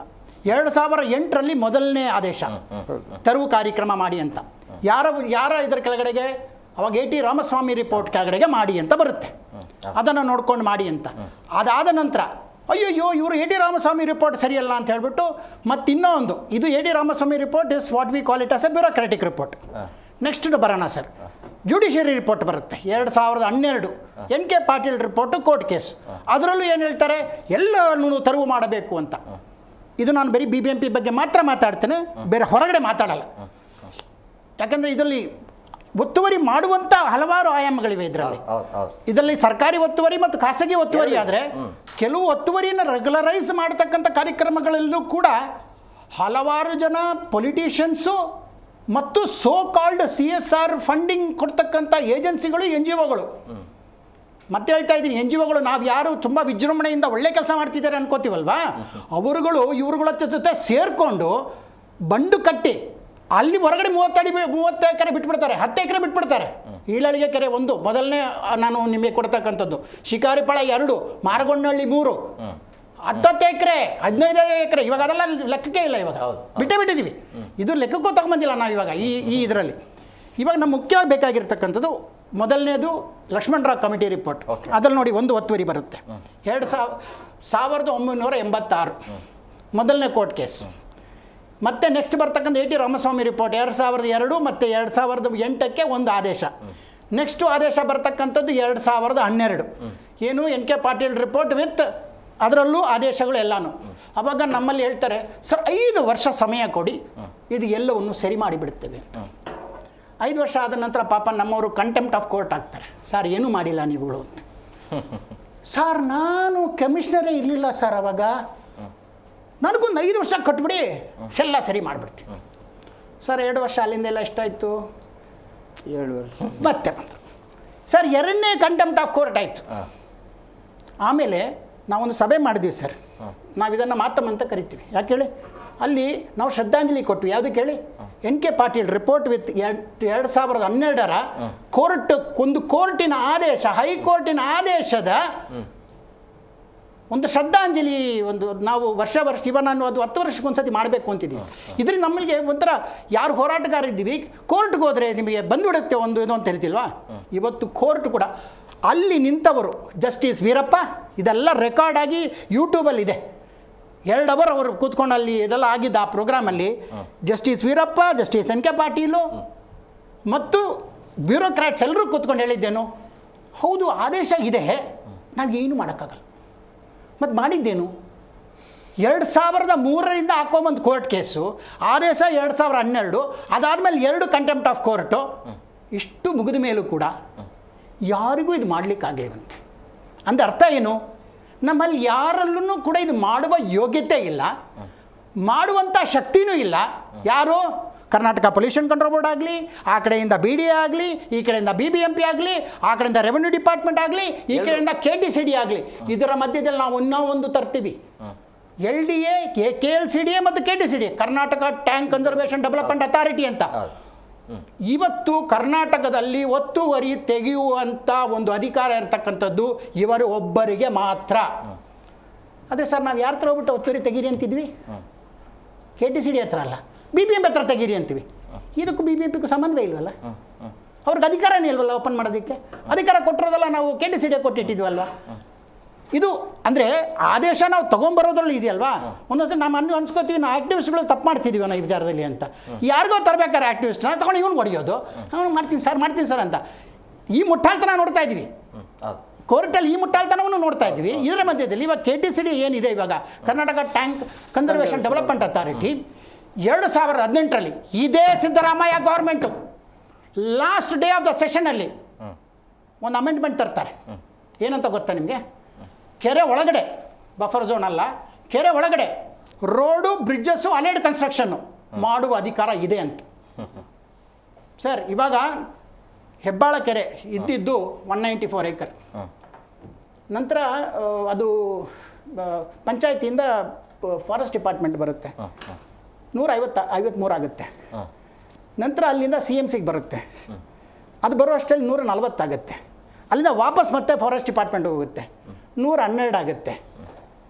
ಇವತ್ತು ಮತ್ತೆ ಫಾರೆಸ್ಟ್ ಡಿಪಾರ್ಟ್ಮೆಂಟಿಂದ BBMP ಕೊಟ್ಟಿದ್ದಾರೆ. ಎಷ್ಟು ಗೊತ್ತಾ ಸರ್, 92. ಈ ಎಲ್ಲ ಮಧ್ಯದಲ್ಲಿ ಹೋಯ್ತು. ಇಷ್ಟೊಂದು ಇವಾಗ ಅವ್ರೇನು ಹೇಳಕ್ಕೆ ಹೊರಟಿದ್ದಾರೆ ಅಂತ ಹೇಳಿದ್ರೆ, ನಮಗೆಲ್ಲ ನೋಡಿದ್ದೀವಿ, ಪಂಚಾಯತಿಯಿಂದ ಸಿ ಎಮ್ ಸಿಯಿಂದ ಟಿ ಎಮ್ ಸಿಯಿಂದ ಅಥವಾ ಈ ಕಡೆಯಿಂದ ಇಲ್ಲ ಬಿ ಡಿ ಎಯಿಂದ BBMP ಬರೋ ಅಷ್ಟರಲ್ಲಿ 1 ಎಕರೆ 2 ಎಕರೆ 2 ಎಕರೆ 3 ಎಕರೆ ಹಿಂಗೆ ಮೆತ್ತಿಗೆ ಕೆರೆ ಚಿಕ್ಕದಾಗ್ತಾ ಬರ್ತಾ ಇರುತ್ತೆ. ಇದು ಮಾಡುವುದು ಹೆಂಗೆ ಅಂತ ಹೇಳಿದ್ರೆ, ಪುನಶ್ಚೇತನ ಅನ್ನೋ ಹೆಸರಲ್ಲೂ ಕೂಡ ಇದನ್ನು ಮಾಡ್ತಾ ಇದ್ದಾರೆ. ಬಂಡನ್ನು ಕಟ್ಬಿಡೋದು, ಬೇಲಿ ಹಾಕ್ಬಿಡೋದು, ಇಲ್ಲ ಸರ್ ಇಷ್ಟೇ ಇದ್ದಿದ್ದು ಸರ್ ಅಂತ ಹೇಳ್ಬಿಡೋದು. ಅದಕ್ಕೆ ನಾವು ಭಾಳ ಒಂದು ಕ್ಲಿಯರ್ ಇದ್ದೇವೆ, ಇದರಲ್ಲಿ ಬೇಸ್ ಮ್ಯಾಪ್ ಅಂತ ಬರಬೇಕು. ಬೇಸ್ ಸರ್ವೆ ಯಾವುದು? ಇವಾಗ ಇವ್ರು ಹೊರಟಿರೋದು ಯಾವುದು ಅಂತ ಹೇಳಿದ್ರೆ, ಇದೆಲ್ಲ ಆದಮೇಲೆ ಇನ್ನೊಂದು ಹೊಸದೊಂದು ಕಮಿಟಿ ಮಾಡ್ತಾರೆ ಸರ್. 2000 ಇಷ್ಟೆಲ್ಲ ಮುಗೀತಲ್ವಾ, ಕೋಲಿವಾಡ ಕಮಿಟಿ ಅಂತ ಒಂದು ಮಾಡ್ತಾರೆ. ಇದರಲ್ಲಿ 3 ಜನಕ್ಕೂ ಜಗಳ. ಮಾನ್ಯ ಕುಮಾರಸ್ವಾಮಿಯವರು ಇದ್ದರು, ಮಾನ್ಯ ಸುರೇಶ್ನವರು ಇದ್ದರು, ಕೋಲಿವಾಡ ಅವರು ಇದ್ದರು.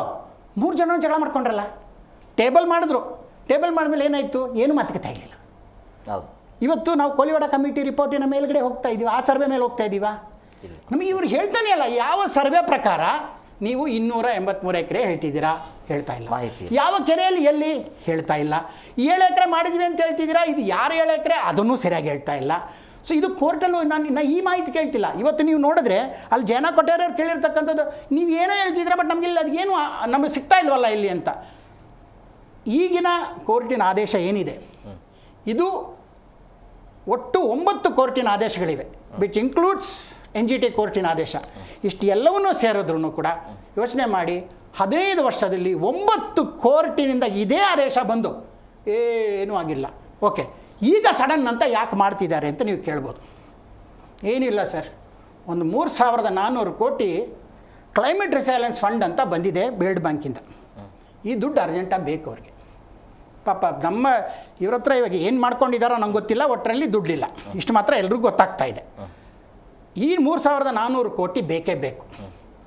ಅವರು ಬಹಳ ಕ್ಲಿಯರಾಗಿ ವರ್ಲ್ಡ್ ಬ್ಯಾಂಕ್ ಹೇಳಿದ್ದಾರೆ, ನೀವು ಮಾಡೋಕ್ಕಿಂತ ಮುಂಚೆ ಈ ಒತ್ತುವರಿಗಳನ್ನೆಲ್ಲ ತೆಗೆದು ಸ್ವಲ್ಪ ಎಲ್ಲವನ್ನು ಸುಸೂಕ್ತವಾಗಿ ಮಾಡಿಕೊಂಡ್ರೆ ನಾವು ನಿಮಗೆ ದುಡ್ಡನ್ನು ಕೊಡ್ತೀವಿ. ಅದು disbursement is based on 5 instalment ಮಾಡಿ, ಫಸ್ಟ್ ಇನ್ಸ್ಟಾಲ್ಮೆಂಟ್ ಬರಬೇಕಲ್ಲ, ಸೆಕೆಂಡ್ ಇನ್ಸ್ಟಾಲ್ಮೆಂಟ್ ಬರಬೇಕಂದ್ರೆ ಫಸ್ಟ್ ಇನ್ಸ್ಟಾಲ್ಮೆಂಟ್ ಕೆಲಸ ಮುಗಿಸ್ಬೇಕು ಅಂತ.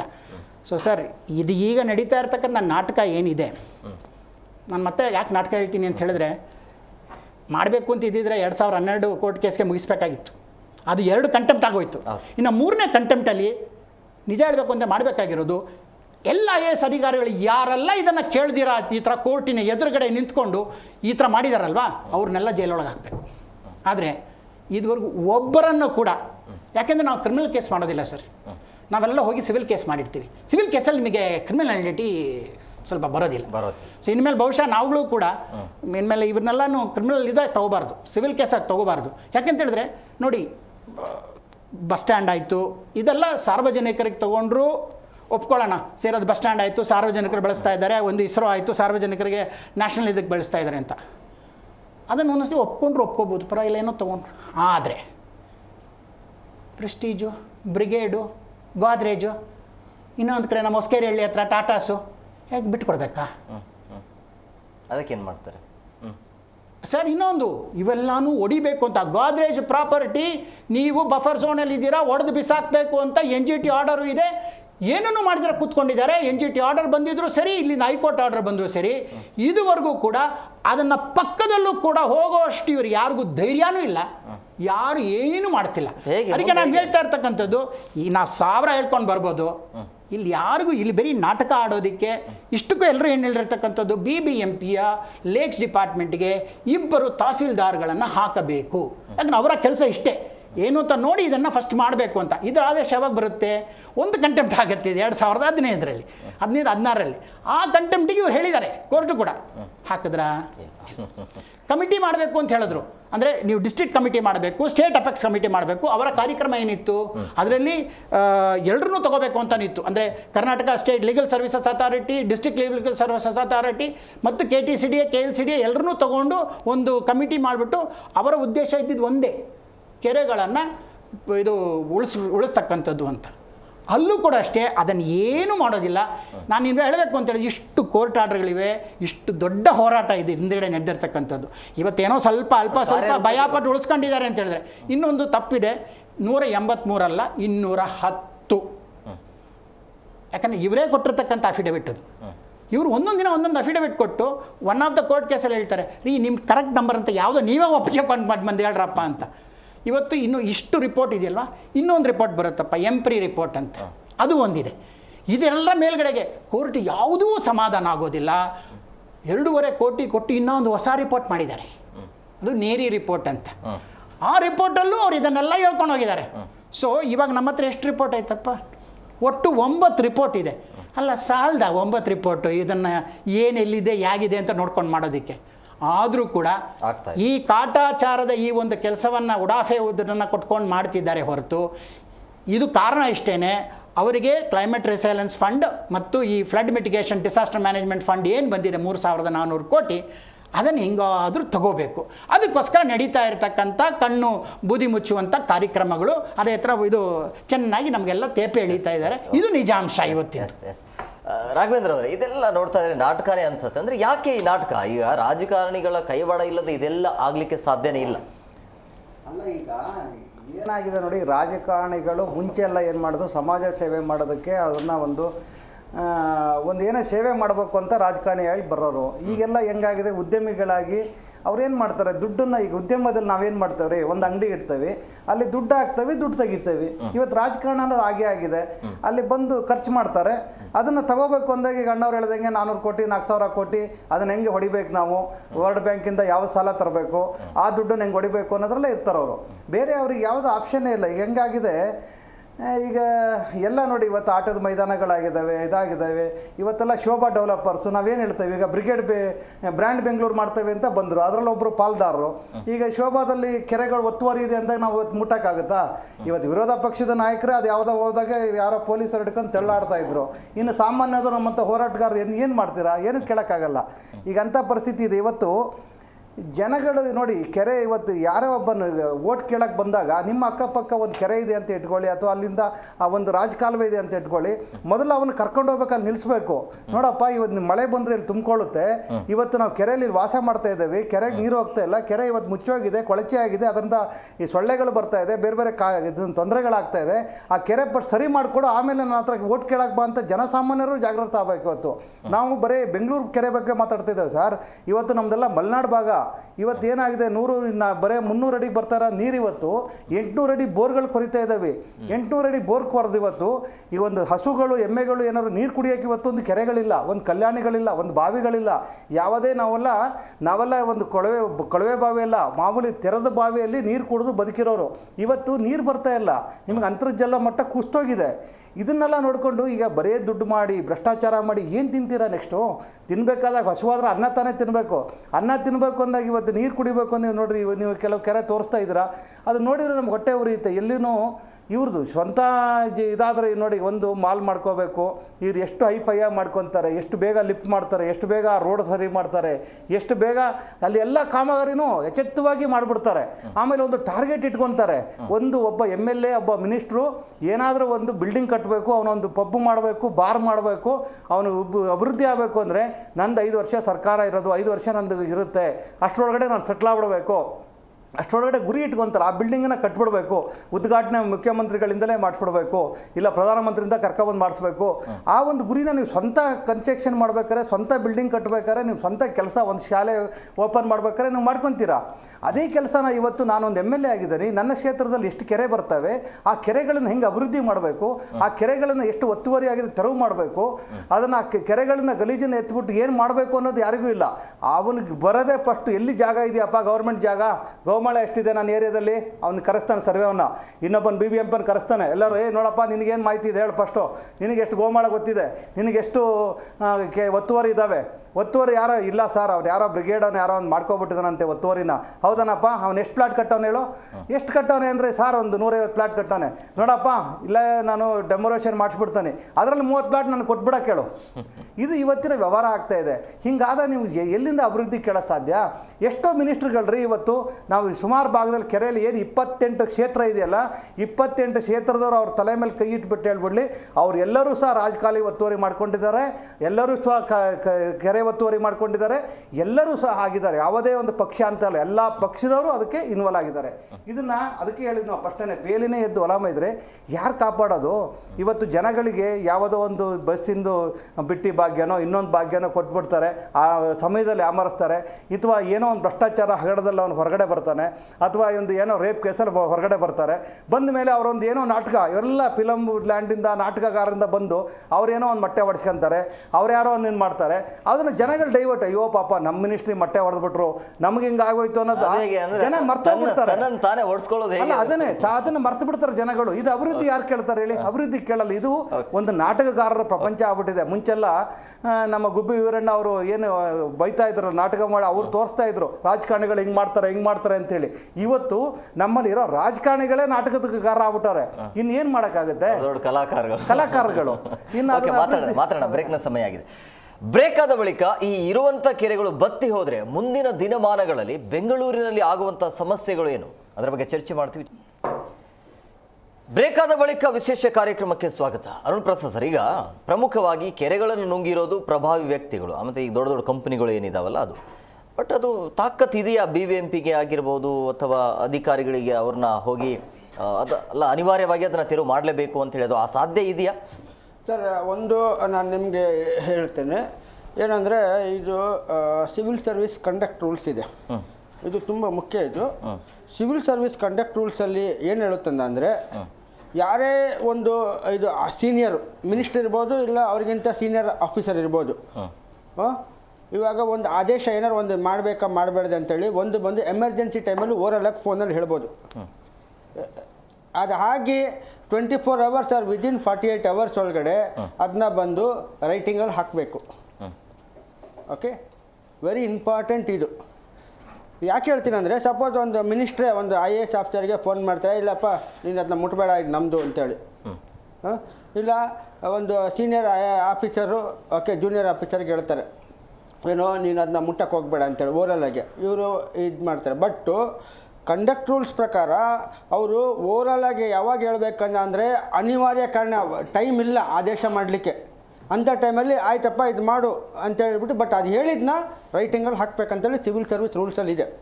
ನನ್ನ ಪ್ರಶ್ನೆ ಎಂತ ಅಂದರೆ, ಯಾವುದೇ IAS ಆಫೀಸರ್ ಆಗಲಿ ಇಲ್ಲ ಬೇರೆ ರೆವೆನ್ಯೂ ಡಿಪಾರ್ಟ್ಮೆಂಟ್ ಯಾರೇ ದೊಡ್ಡ ಅಧಿಕಾರಿಗಳಾಗಲಿ ಮೇಲಿಂದ ಒತ್ತಡ ಬಂದಂದರೆ ಯಾರೇ ಆಗಲಿ ಅವರಿಗೆ ರೈಟಿಂಗಲ್ಲಿ ಕೊಡಿ ಅಂತ ಕೇಳಬೇಕು.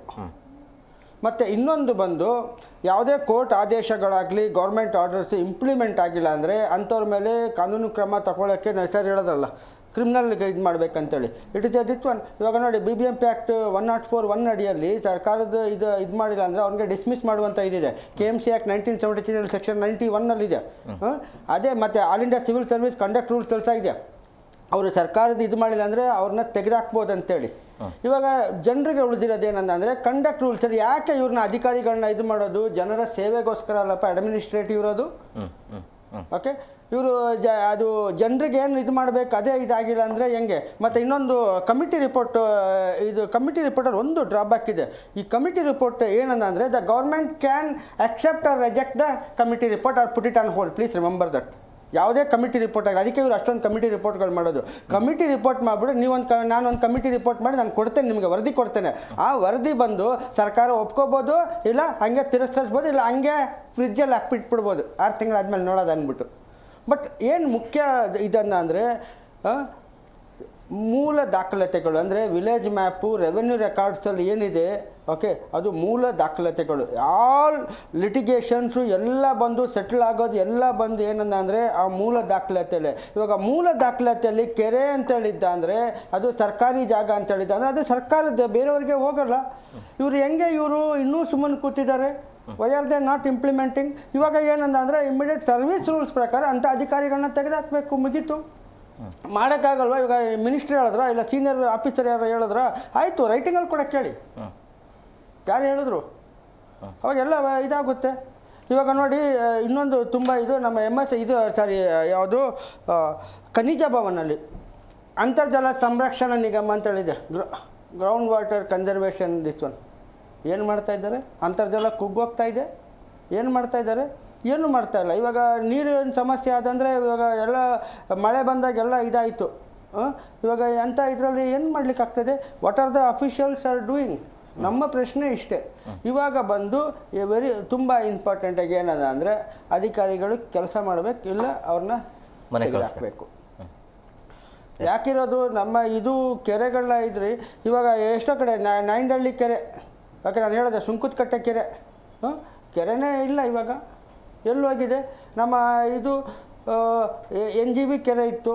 ಮತ್ತು ಇನ್ನೊಂದು ಬಂದು ಇವರು ಬಫರ್ ಝೋನ್, ಇವಾಗ ನಾವು ಬಫರ್ ಝೋನ್ ಇದು ಮಾಡ್ತೀವಿ. ಇವಾಗ 2008ಗಿಂತ ಹಿಂದೆ ಏನಿತ್ತು ಲೀಗಲ್ಲು, 2008ಗಿಂತ ಮೇಲೆ 30 ಮೀಟರ್ ಬಫರ್ ಝೋನಲ್ಲಿ ಇದು ಮಾಡ್ಬೇಕಂತೇಳಿದೆ. ಇದು ಅದನ್ನು ಇವಾಗ ನೀವು ಇದು ಮಾಡಿರಿ. ಯಾಕೆ ನಿಮಗೆ ಇದು ಮಾಡೋಕ್ಕಾಗ್ತಾ ಇಲ್ಲ? ಕಮಿಟಿ ರಿಪೋರ್ಟ್ ಬೇಡ ನಮಗೆ, ರೆವೆನ್ಯೂ ರೆಕಾರ್ಡ್ಸಲ್ಲಿ ನಿಮ್ಮ ಕಾನೂನು ಪ್ರಕಾರನೇ ಇದೆಯಲ್ಲ 30 ಮೀಟರ್ಸು. ಇವಾಗ NGTದು ಅವರು ಅಬ್ಜೆಕ್ಷನ್ ಹಾಕಿದ್ದೇನಕ್ಕೆ? ಓಕೆ, ಆಲ್ರೆಡಿ ನಮ್ಮದು 2015 ಇದರಲ್ಲಿ ಮಾಸ್ಟರ್ ಪ್ಲ್ಯಾನ್ ಇದರಲ್ಲಿ ನಾವು 30 ಮೀಟ್ರ್ ಅಂತ ಮಾಡಿದ್ದೀವಿ, ನೀವು ಇವರು 75 ಮೀಟ್ರ್ ಮಾಡಿದ್ರೆ ಇದಾಗುತ್ತೆ ಅಂತೇಳಿ. ಆಯ್ತಪ್ಪ ಆಯಿತು, 75 ಮೀಟ್ರ್ ಬೇಡ ಕೆರೆ ಬಫರ್ ಝೋನಿಂದ, 30 ಮೀಟ್ರನ್ನ ಇವಾಗ implemented. We don't want any committee reports. Committee report is nothing but I wash. ಕಣ್ಣು ಸರ್ ಹೇಳ್ದಂಗೆ ಸುಮ್ಮನೆ ಕಣ್ಣಿಗೆ ಒಂದು ಇದು ಹಾಕಂಗೆ. ಕಮಿಟಿ ಬೇಡ, 30 ಮೀಟರ್ ಅಂತೇಳಿ ಇದಲ್ಲ, ಇದು ಮಾಡಿ ರೆಕಾರ್ಡ್ಸಲ್ಲಿ ಇದು ಮಾಡಿಬಿಟ್ಟು ಅದನ್ನ ಫಸ್ಟ್ ಇದು ಮಾಡಿ. ಮತ್ತು ಇನ್ನೊಂದು ರೆವೆನ್ಯೂ ರೆಕಾರ್ಡ್ಸಲ್ಲಿ ಏನಿದೆ, ಮತ್ತು ಇವಾಗ ಇನ್ನೊಂದು ತುಂಬ ಇದು ಮಾಡ್ತಾ ಇದ್ದಾರೆ. ಇದು ಕೋರ್ಟ್ ಆದೇಶ ಮೇರೆಗೆ ಅಂತೇಳಿ ಮಾಡಿಬಿಡ್ತಾರೆ ಸರ್. ಅದರಲ್ಲಿ ಸೈಟೇಷನ್ ನಂಬರ್ ಇಲ್ಲ, ಕೇಸ್ ನಂಬರ್ ಇಲ್ಲ, ಯಾವ ಕೋರ್ಟ್ ಅಂತೇಳಿಲ್ಲ, ಕೋರ್ಟ್ ಆದೇಶ ಮೇರೆಗೆ ಅಂದ್ಬಿಟ್ಟು ಇದು ಮಾಡಿಬಿಟ್ಟು ರೆವೆನ್ಯೂ RTCಯಲ್ಲಿ ಚೇಂಜ್ಗಳಾಗ್ತಾ ಇದೆ. ಇದು ಹೈಕೋರ್ಟಲ್ಲಿ ಸಹ ರೀಸೆಂಟಾಗಿ ಒಂದು ಅದೇ ಇಶ್ಯೂ ಆಯಿತು. ಓಕೆ, ಕೋರ್ಟ್ ಆದೇಶದ ಮೇಲೆ ಅಂತೇಳಿ RTCಯಲ್ಲಿ ಹಾಕಿದ್ದಾರೆ ಸರ್.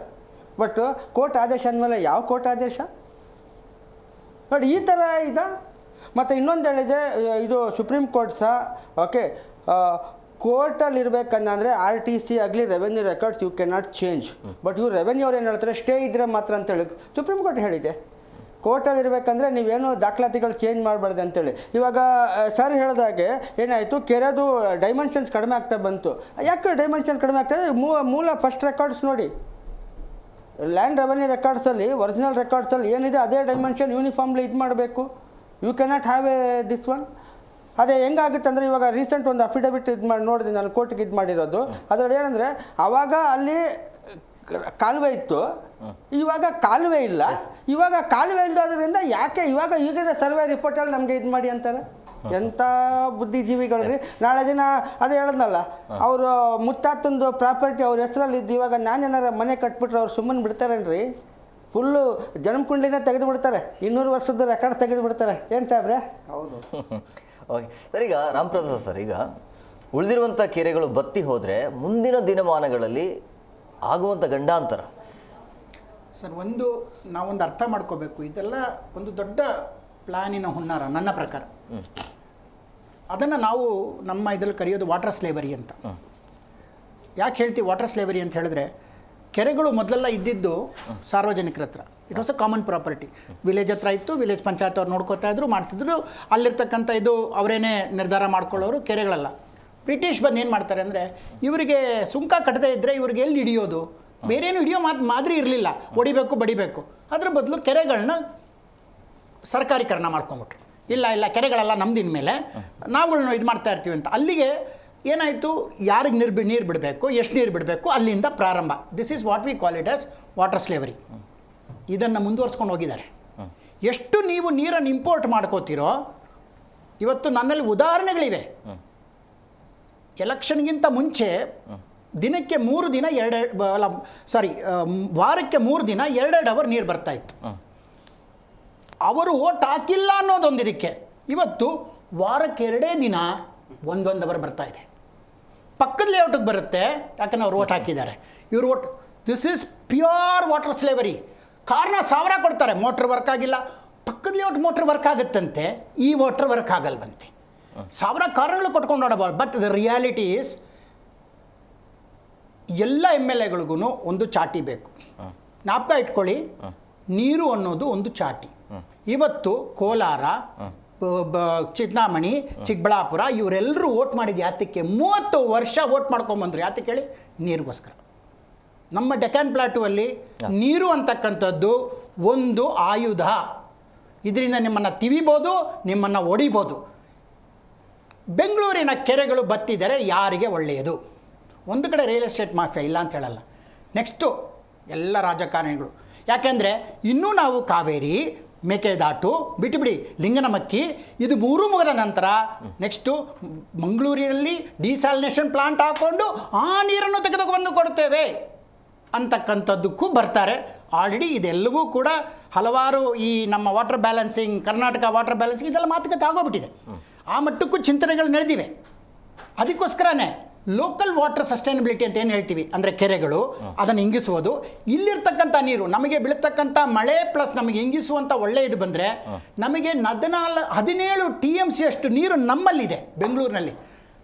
ಅಂದರೆ ನೆಕ್ಸ್ಟ್ ನಮ್ಮ ಇದು 2.25 ಕೋಟಿ ಜನಸಂಖ್ಯೆ ಆದರೂ ಕೂಡ ಬೆಂಗಳೂರು ಪ್ಲಸ್ ಇವಾಗ ಬರ್ತಾ ಇರ್ತಕ್ಕಂಥ 14 TMC ನಮ್ಗೆ ಏನು ಇಲ್ಲಿಂದ 21 TMC ಟೋಟಲ್ ನಮಗೆ ಬರಬೇಕು ಅಂತಿದೆ ಕಾವೇರಿಯಿಂದ, ಇಷ್ಟರಲ್ಲೇ ನಡೆಸ್ಕೊಂಡು ಹೋಗ್ಬೋದು.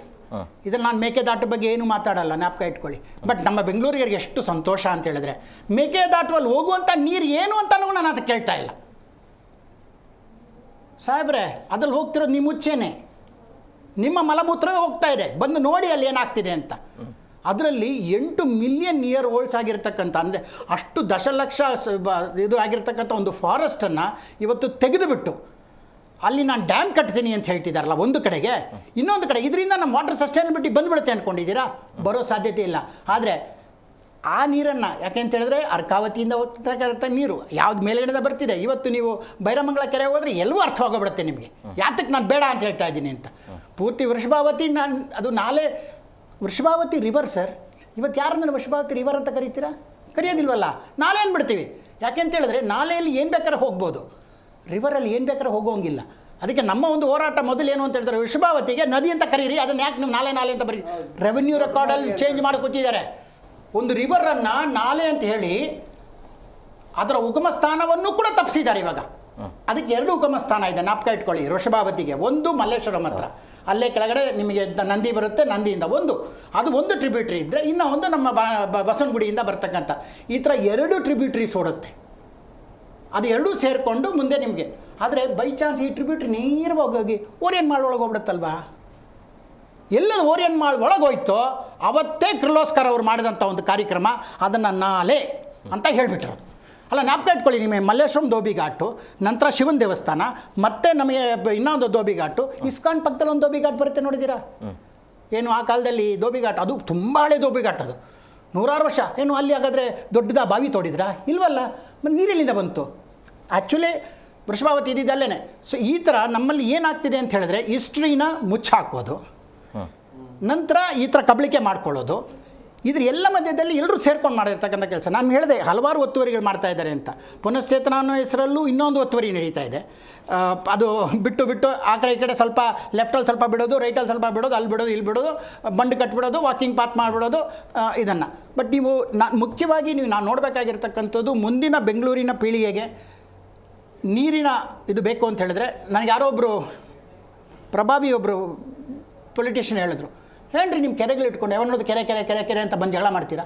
ರಿಯಲ್ ಎಸ್ಟೇಟ್ ವ್ಯಾಲ್ಯೂ ಎಷ್ಟಿದೆ ಅಂತ ಹೇಳಿದ್ರೆ ನಿಮಗೆಲ್ಲ ನೀರು ಹೊರಗೆ ತಾನೇ ಬರೋದು. ನಿಮಗೆ ಈ ಒಂದು ಕಾಲದಲ್ಲಿ ಈ ಕೆರೆಗಳು ಕುಡಿಯುವ ನೀರು ಮತ್ತು ವ್ಯವಸಾಯಕ್ಕೆ ಬಳಸ್ತಾಯಿದ್ರು.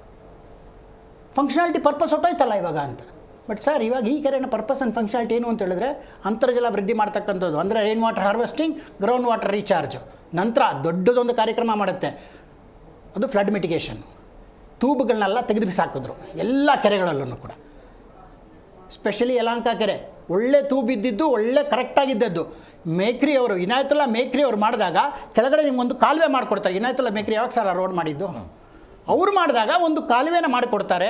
ಅಲ್ಲಿಂದ ನೆಕ್ಸ್ಟ್ ಕೋಗಿಲು ಕೆರೆಗೆ ಹೋಗೋದಕ್ಕೆ, ಯಾವುದು ಯಲಹಂಕ ಕೆರೆಯಿಂದ ಕೋಗಿಲು ಕೆರೆ ಇವಾಗ ಎಲ್ಲಿದೆ, ನಮ್ಮದು ಹೊಸ ರೋಡ್ ಬರುತ್ತಪ್ಪ, ಇದನ್ನು ಕೆತ್ತಿ ಬಿಸಾಕಿದ್ರು. ಇದು ನಮ್ಮ ಇಂಜಿನಿಯರಿಂಗ್. ಏನು ಕೆಳಗಡೆ ಇದ್ದಂಥ ಕಾಲುವೆನ ಯಾಕೆ ಅದನ್ನು ತೆಗೆದು ಬಿಸಾಕೋದು ಗೊತ್ತಾಗಿಲ್ಲ. ಜೊತೆಲಿ ತೂಬನ್ನು ಕೆತ್ತು ಬಿಸಾಕ್ತಾರೆ. ಅಲ್ಲಿಗೆ ಏನಾಗುತ್ತೆ, ಇವಾಗ ಕೋಡಿ ಒಳದ ತಕ್ಷಣವೇ ಕೇಂದ್ರೀಯ ವಿಹಾರ ಮುಳುಗ್ತಾ ಇರುತ್ತೆ. ಇದು ಎಲ್ಲರಿಗೂ ನಾವು ಸರಿ ಮಾಡಲ್ಲ, ಅಲ್ಲರೂ ಕೇಂದ್ರೀಯ ವಿಹಾರ ಮುಳುಗ್ತಾನೆ ಇರುತ್ತೆ. ಅಲ್ಲಿ ಇರ್ತಕ್ಕಂಥವ್ರಲ್ಲಿ ಯಾರು ಎಲ್ಲ ಸೆಂಟ್ರಲ್ ಗೌರ್ಮೆಂಟ್ ಎಂಪ್ಲಾಯಿಗಳು ಸಾಯಿಲಿ, ನಾನು ಇದ್ರ ಬಗ್ಗೆ ತಲೆನೇ ಕೆಡಿಸ್ಕೊಳ್ಳಲ್ಲ. ಯಾಕಂದರೆ ಇವರು ಅದು ಇದೆ ಅಂತಕ್ಕಂಥದ್ದನ್ನು ಅವರು ಮಾಡುವಾಗ 1996, 97 ನಾವುಗಳೇ ಹೇಳಿದ್ವಿ, ಇಲ್ಲ ನೀವು ಸರಿಯಾದ ಜಾಗದಲ್ಲಿ ಇಲ್ಲ, ನೀವು ಮುಳುಗ್ತೀರಾ ಅಂತ. ಕೇಳಿಸ್ಕೊಳ್ಳಿಲ್ಲ, ಅನುಭವಿಸ್ಕೊಳ್ಳಿ ಅಂತ ನಾವು ಬಿಡೋದು. ಯಾಕಂದರೆ ನಮ್ಮದು ಒಂದು ಮಾಡೋಕ್ಕಾಗುತ್ತಪ್ಪ, ಅವೇರ್ನೆಸ್ ಕೊಡ್ಬೋದು, ಎಜುಕೇಷನ್ ಕೊಡ್ಬೋದು. ಇಲ್ಲ ನಾನು ಮುಳುಗ್ತೀನಿ ಅಂತ ಹೇಳಿದ್ರೆ ಮುಳುಗು ಅಂತ ಬಿಟ್ಬಿಡ್ತೀವಿ. ಇದು ನಮ್ಮ ಕಾರ್ಯಕ್ರಮ ಇನ್ನೊಂದು. ಬಟ್ ಇವಾಗ ಮುಖ್ಯವಾಗಿ ನೀವು ವಾಟರ್ ಸಸ್ಟೈನಬಿಲಿಟಿ ಮತ್ತು ಸೆಕ್ಯೂರಿಟಿ ಬಗ್ಗೆ ಹೇಳಿದ್ರಲ್ವ, ಬೆಂಗಳೂರಿನಲ್ಲಿ ಈ ಒಂದು ವಾಟರ್ ಸಸ್ಟೈನಬಿಲಿಟಿ ಸೆಕ್ಯೂರಿಟಿ ಬರೀ ಗೌರ್ಮೆಂಟಿನ ಮಾತ್ರ ಆಗಲ್ಲ. ಈಚ್ ಆ್ಯಂಡ್ ಎವ್ರಿ ಸಿಟಿಸನ್ ಅವರವರ ಮಳೆ ಸೂರ್ಯಲ್ಲಿ ಬೀಳ್ತಕ್ಕಂಥ, ರೂಫಲ್ಲಿ ಬೀಳ್ತಕ್ಕಂಥ ನೀರನ್ನು ಇಂಗಿಸ್ಬೇಕು.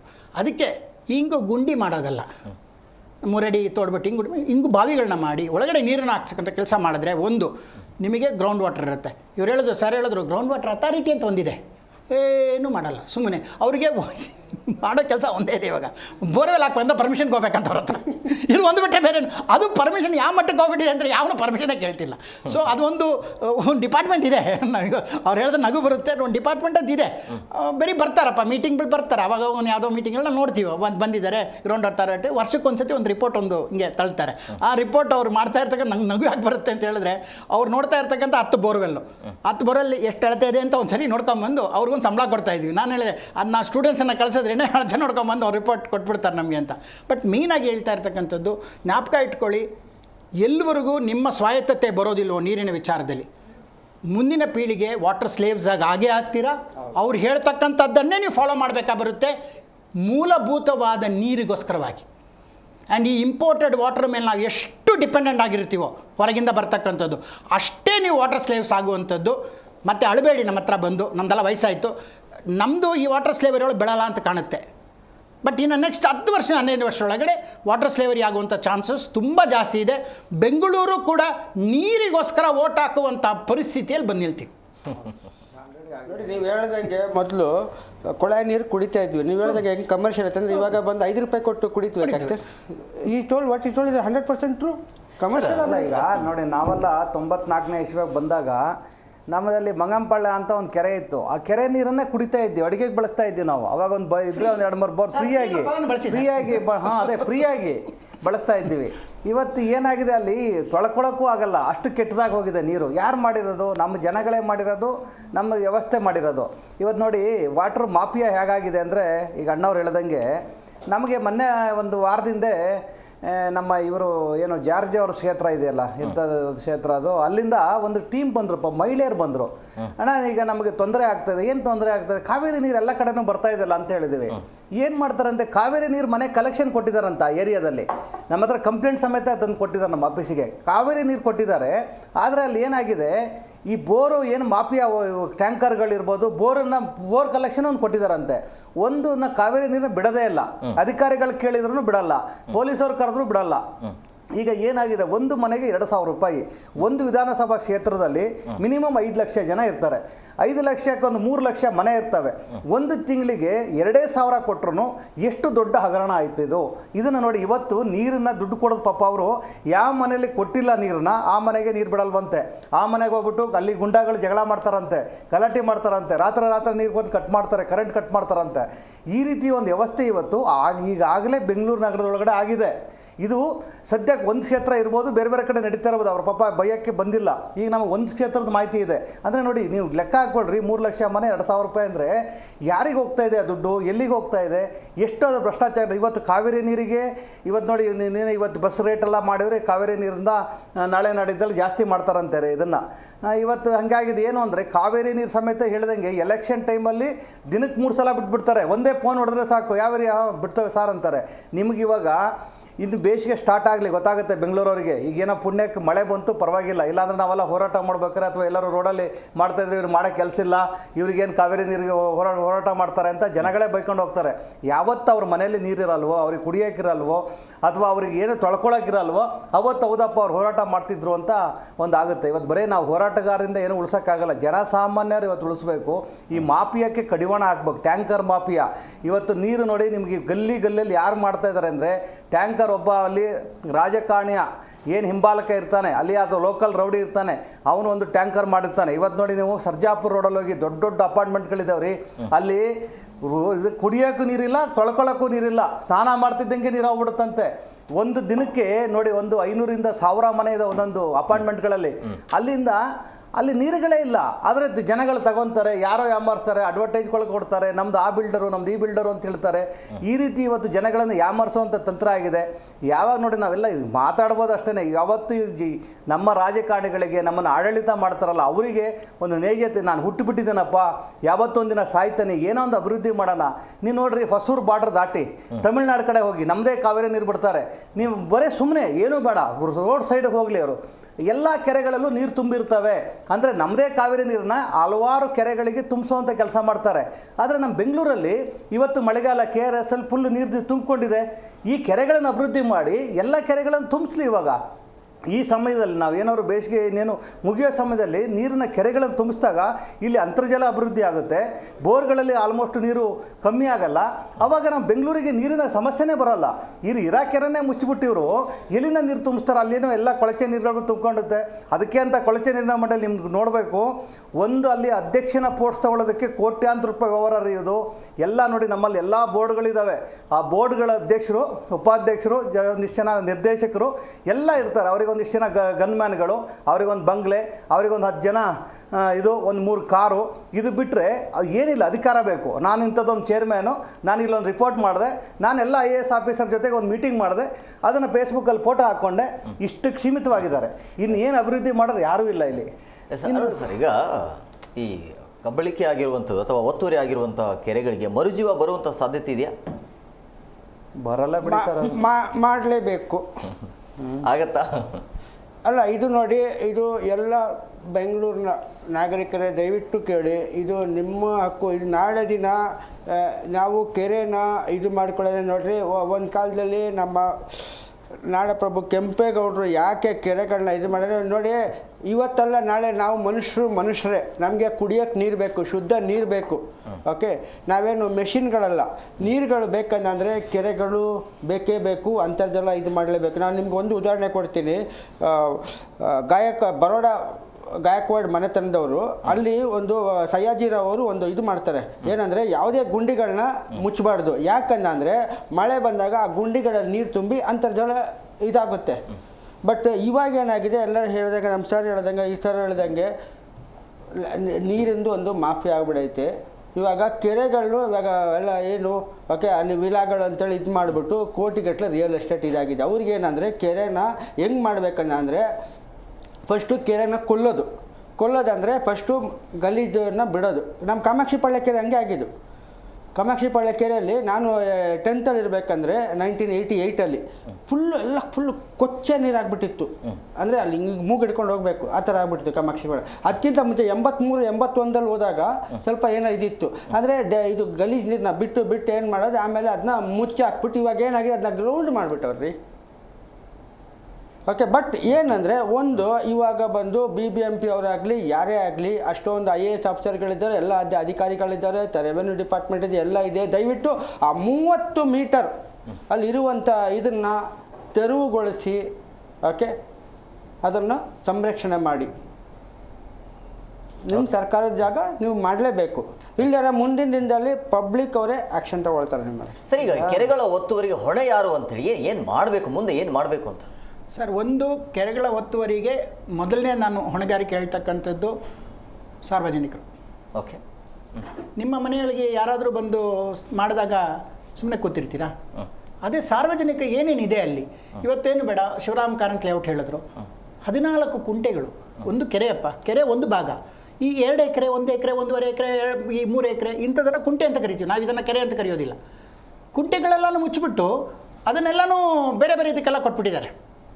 ಇವಾಗ ಅಲ್ಲಿ ನೀರು ಬಂದು ನಿಂತೇ ನಿಲ್ಲುತ್ತೆ. ಯಾಕಂದರೆ ಇದೆಲ್ಲ ನಾರ್ಮಲ್. ನೀವು ಅದಕ್ಕೆ ಅಂತ ಟೊಪೋಗ್ರಫಿನ ಪೂರ್ತಿಯಾಗಿ ಬದಲಾವಣೆ ಮಾಡೋಕ್ಕಾಗಲ್ಲ. ಮತ್ತು ನನ್ನ ಮಳೆ ಮುಳುಗುತ್ತು ಅಂತ ಹೇಳಿದ್ರೆ ನಿಮಗೆ ಅದು ಕೆರೆಯ ಭೂಮಿ. ಸರ್ ಹೇಳ್ತಿದ್ದಾರೆ, ಎಲ್ಲದಕ್ಕೂ ಮೂಲ ಪ್ರತಿ ಇದೆ, ಸಿಗುತ್ತೆ. ಭೂಮಿ ವೆಬ್ಸೈಟ್ಗೆ ಹೋಗಿ, ವೆಬ್ಸೈಟಲ್ಲಿ ಇದೆ, ಇವಾಗ ನೋಡ್ಕೊಂಡು ತಗೊಳ್ಳಿ ಅಲ್ವಾ. ಇವಾಗ ಎಲ್ಲರೂ ಕೂಡ ನಾನು ಕೆರೆಯಲ್ಲಿ ಯಾವುದೇ ಕಾರಣಕ್ಕೂ ನಾನು ಮನೆ ತೊಗೊಳಲ್ಲ ಅಂತ ಕೂತ್ಕೊಂಡ್ರೆ ಯಾವನು ಮಾಡೋಕ್ಕೋಗಲ್ಲ. ನಮ್ಗೆ ಒಂದು ಕಂಡ್ರೆ ಅವರು HMT ಕೊಟ್ಟಿದ್ದನ್ನ ಇವಾಗ ಸರ್ ಹೇಳ್ದಂಗೆ ಮೂಲ ರೆಕಾರ್ಡ್ ತಗೊಂಡು 1896 ಅದು ಫಾರೆಸ್ಟ್ ಇತ್ತು ಅಂತೇಳಿ ವಾಪಸ್ ತಗೊಂಡ್ರಲ್ಲ. ಅದೇ ರೀತಿ ಮಾಡ್ಬೋದು. ಇನ್ನೊಂದು ಡೌಟ್ ನಮಗೆ, ರಾಜಕಾಲುವೆ ಪಕ್ಕದಲ್ಲಿ ಬೆಪ್ಪರ್ ಜೋನ್ ಬಿಡಬೇಕು ಅಂತ ಇದ್ದಾರೆ. ಆ ಬೆಪ್ಪರ್ ಜೋನಿಗೆ ಬೆಟರ್ಮೆಂಟ್ ಚಾರ್ಜ್ ಕಟ್ಕೊತಾರೆ. ಈಗ ಈ ಸೊತ್ತು ಮಾಡ್ತಾರೆ, ನಿಮಗೆ ಏಕಾತೆ ಮಾಡಿಕೊಡ್ತಾರೆ. ಈಗೆಲ್ಲ BBMP ಗೊತ್ತಿರುತ್ತೆ. ಅದೆಲ್ಲ ಮಾಡಿಕೊಟ್ಟ ಮೇಲೆ ಈಗ ಅದು ಬೆಪ್ಪರ್ ಜೋನ್ ಬಿಡಿ ಅಂತ ಹೇಳಿದ್ರೆ ಅದೆಲ್ಲ ತಗೊಂಡಿರೋರು ಏನು ಮಾಡಬೇಕು, ಮತ್ತು ಅದನ್ನು ಈ ಖಾತೆ ತಗೊಂಡವ್ರು ಏನು ಮಾಡಬೇಕು, ಏಕಾತೆ ಮಾಡಿಸ್ಕೊಂಡವ್ರು ಏನು ಮಾಡಬೇಕು? ಇಲ್ಲ, ಅದು ಬದಲಿ ಜಾಗನವರು ಕೊಡಬೇಕಲ್ವಾ. ಈಗ ಎಲ್ಲದೂ ಸೌಕರ್ಯ ಮಾಡಿಕೊಡೋರು ಇವರೇನೆ BBMP ಅವರು.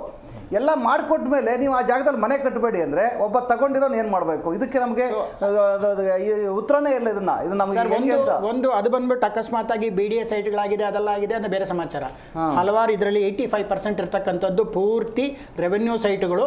ಅವರವರ ಆ ಸಮಯದಲ್ಲಿದ್ದಂಥ ಪಂಚಾಯತಿ ಚೇರ್ಮನ್ಗಳಾಗಲಿ ಅವರೆಲ್ಲ ಆಗಲಿ ತಮ್ಮ ಇದಕ್ಕೋಸ್ಕರ ರೆವೆನ್ಯೂ ಇನ್ಸ್ಪೆಕ್ಟರ್ಗಳು ಹಿಡಿದು ಬಿಸಾಕಿ ಎಲ್ಲರೂ ಕೂಡ, ಎಲ್ರಿಗೂ ಕ್ರಿಮಿನಲ್ ಕೇಸ್ ಬಿಸಾಕಿ. ನಾನೆಲ್ಲ ಮಾಡಬೇಕಾಗಿರೋದು, ಯಾರು ಅದನ್ನು ಕೊಂಡ್ಕೊಂಡ್ರೋ ಅವ್ರು ಮಾಡ್ಬೇಕು ಅದನ್ನು. ನಾವೆಲ್ಲೋ ಕೇಳಿದಾಗ ಎಲ್ಲರ ಪತ್ರನೇ ಇಲ್ಲ ನೆಟ್ಟಿಗೆ ಅದ್ರಲ್ಲಿ ಅವ್ರ ಹತ್ರ. ಹೋಗಿ ಕೇಳ್ತಾ ಇದ್ವಿ, ಆಯಿತು ನಿಮಗೆ ಹೆಲ್ಪ್ ಮಾಡ್ತೀವಿ ನಾವು, ಬನ್ನಿ ನಾವು ಹೋರಾಟ ಮಾಡೋಣ ಈ ವಿಚಾರದಲ್ಲಿ ಅಂತ. ಎಲ್ಲಿ ಅವ್ರ ಹತ್ರನೇ ಪತ್ರ ಇಲ್ಲ ನೆಟ್ಟಿಗೆ. ಗೊತ್ತು, ಇಲ್ಲಿ ನಾನು ತೊಗೊಂಡಾಗ 3,000 ರೂಪಾಯಿ ಪರ್ ಸ್ಕ್ವೇರ್ ಫೀಟು, ಇಲ್ಲಿ ತೊಗೊಂಡಾಗ ಬರೀ 800 ರೂಪಾಯಿ ಪರ್ ಸ್ಕ್ವೇರ್ ಫೀಟು. ಗೊತ್ತಿದ್ದೆ ತಾನೇ ತೊಗೊಂಡ್ರು. ಅವರೇ ಹೇಳ್ತಾ ಇದ್ದಾರೆ, ಹೌದು ಸರ್ ನಮ್ಗೆ ಗೊತ್ತಿತ್ತು ಇದು ಅಂತ. ಮತ್ತೆ ಅನುಭವಿಸಿದ್ರ 30 ವರ್ಷ ಮುಗೀತು. ಬಾಡಿಗೆ ಕಟ್ಟಿದ್ರೆ ಅನುಭವಿಸೋದಲ್ಲ ಅಲ್ಲಿಗೆ. ಸರಿ ಸರ್, ನಾನು ಒಂದೇ ಅದೇ ನಾವು ಹೇಳ್ತಕ್ಕಂಥದ್ದು ಒಂದೇ ಹೇಳ್ಬಿಡ್ತೀನಿ ಕ್ವಿಕ್ ಆಗಿ. ಒಂದು ಈ ಥರ ಸಾರ್ವಜನಿಕರು ಎಚ್ಚೆತ್ಕೋಬೇಕು ವಿಚಾರದಲ್ಲಿ, ಎಸ್ಪೆಷಲಿ ಕಾಮನ್ಸ್ ವಿಚಾರದಲ್ಲಿ. ಕಾಮನ್ಸ್ ಎಲ್ರಿಗೂ ಸೇರಿರ್ತಕ್ಕಂಥದ್ದು, ಅವ್ರಿಗೂ ಸೇರಿರ್ತಕ್ಕಂಥದ್ದು. ನಾಳೆ ನಿಮಗೆ you don't want to become a water slave ಅಂತ ಹೇಳಿದ್ರೆ, ನಿಮಗೆ ನಿಮ್ಮ ನೀರಿನ ಒಂದು ಬೇಕು ಸೆಕ್ಯೂರಿಟಿ ಅಂತ ಹೇಳಿದ್ರೆ, ನೀವು ಇವತ್ತು ಕೂಡ ಏನು ಸಮಯ ಮೀರಿಲ್ಲ ನಿಮ್ಮ ಕೆರೆಗಳು, ನಿಮ್ಮ ಕುಂಟೆಗಳು, ಮತ್ತೆ ಹೇಳ್ತಾ ಇದ್ದೀನಿ, ಕುಂಟೆಗಳು, ಕೆರೆಗಳು, ಗೋಕಟ್ಟೆಗಳು ಎಲ್ಲವನ್ನೂ ಕೂಡ ರಕ್ಷಿಸ್ಕೊಳ್ಳಿ. ಇಲ್ಲದಿದ್ದರೆ ಗ್ಯಾರಂಟಿ ನೀವು ಮತ್ತೆ ಇಲ್ಲಿ ಹೊರಗಡೆ ಬರ್ತಕ್ಕಂಥ ನೀರಿಗೋಸ್ಕರ ಅವಲಂಬಿಸಬೇಕಾಗಿ ಬರುತ್ತೆ. ಗ್ಯಾರಂಟಿ ಏನೇ ಮಾಡಲಿ ನಿಮಗೆ ಸ್ಲೇವರಿಯಿಂದ ತಪ್ಪಿಸ್ಕೊಳ್ಳೋಕ್ಕಾಗಲ್ಲ. ವಯನಾಡಲ್ಲಿ ಆಗಿರುವಂತಹ ಘಟನೆ ಆಗಬಹುದು ಮುಂದಿನ ದಿನಮಾನಗಳಲ್ಲಿ ಅಂತೇಳಿ. Thank you very much sir, 3 ಜನಕ್ಕೆ ಎಷ್ಟೊತ್ತು ಕಾರ್ಯಕ್ರಮಕ್ಕೆ ಜಾಯ್ನ್ ಆಗಿದ್ದಕ್ಕೆ.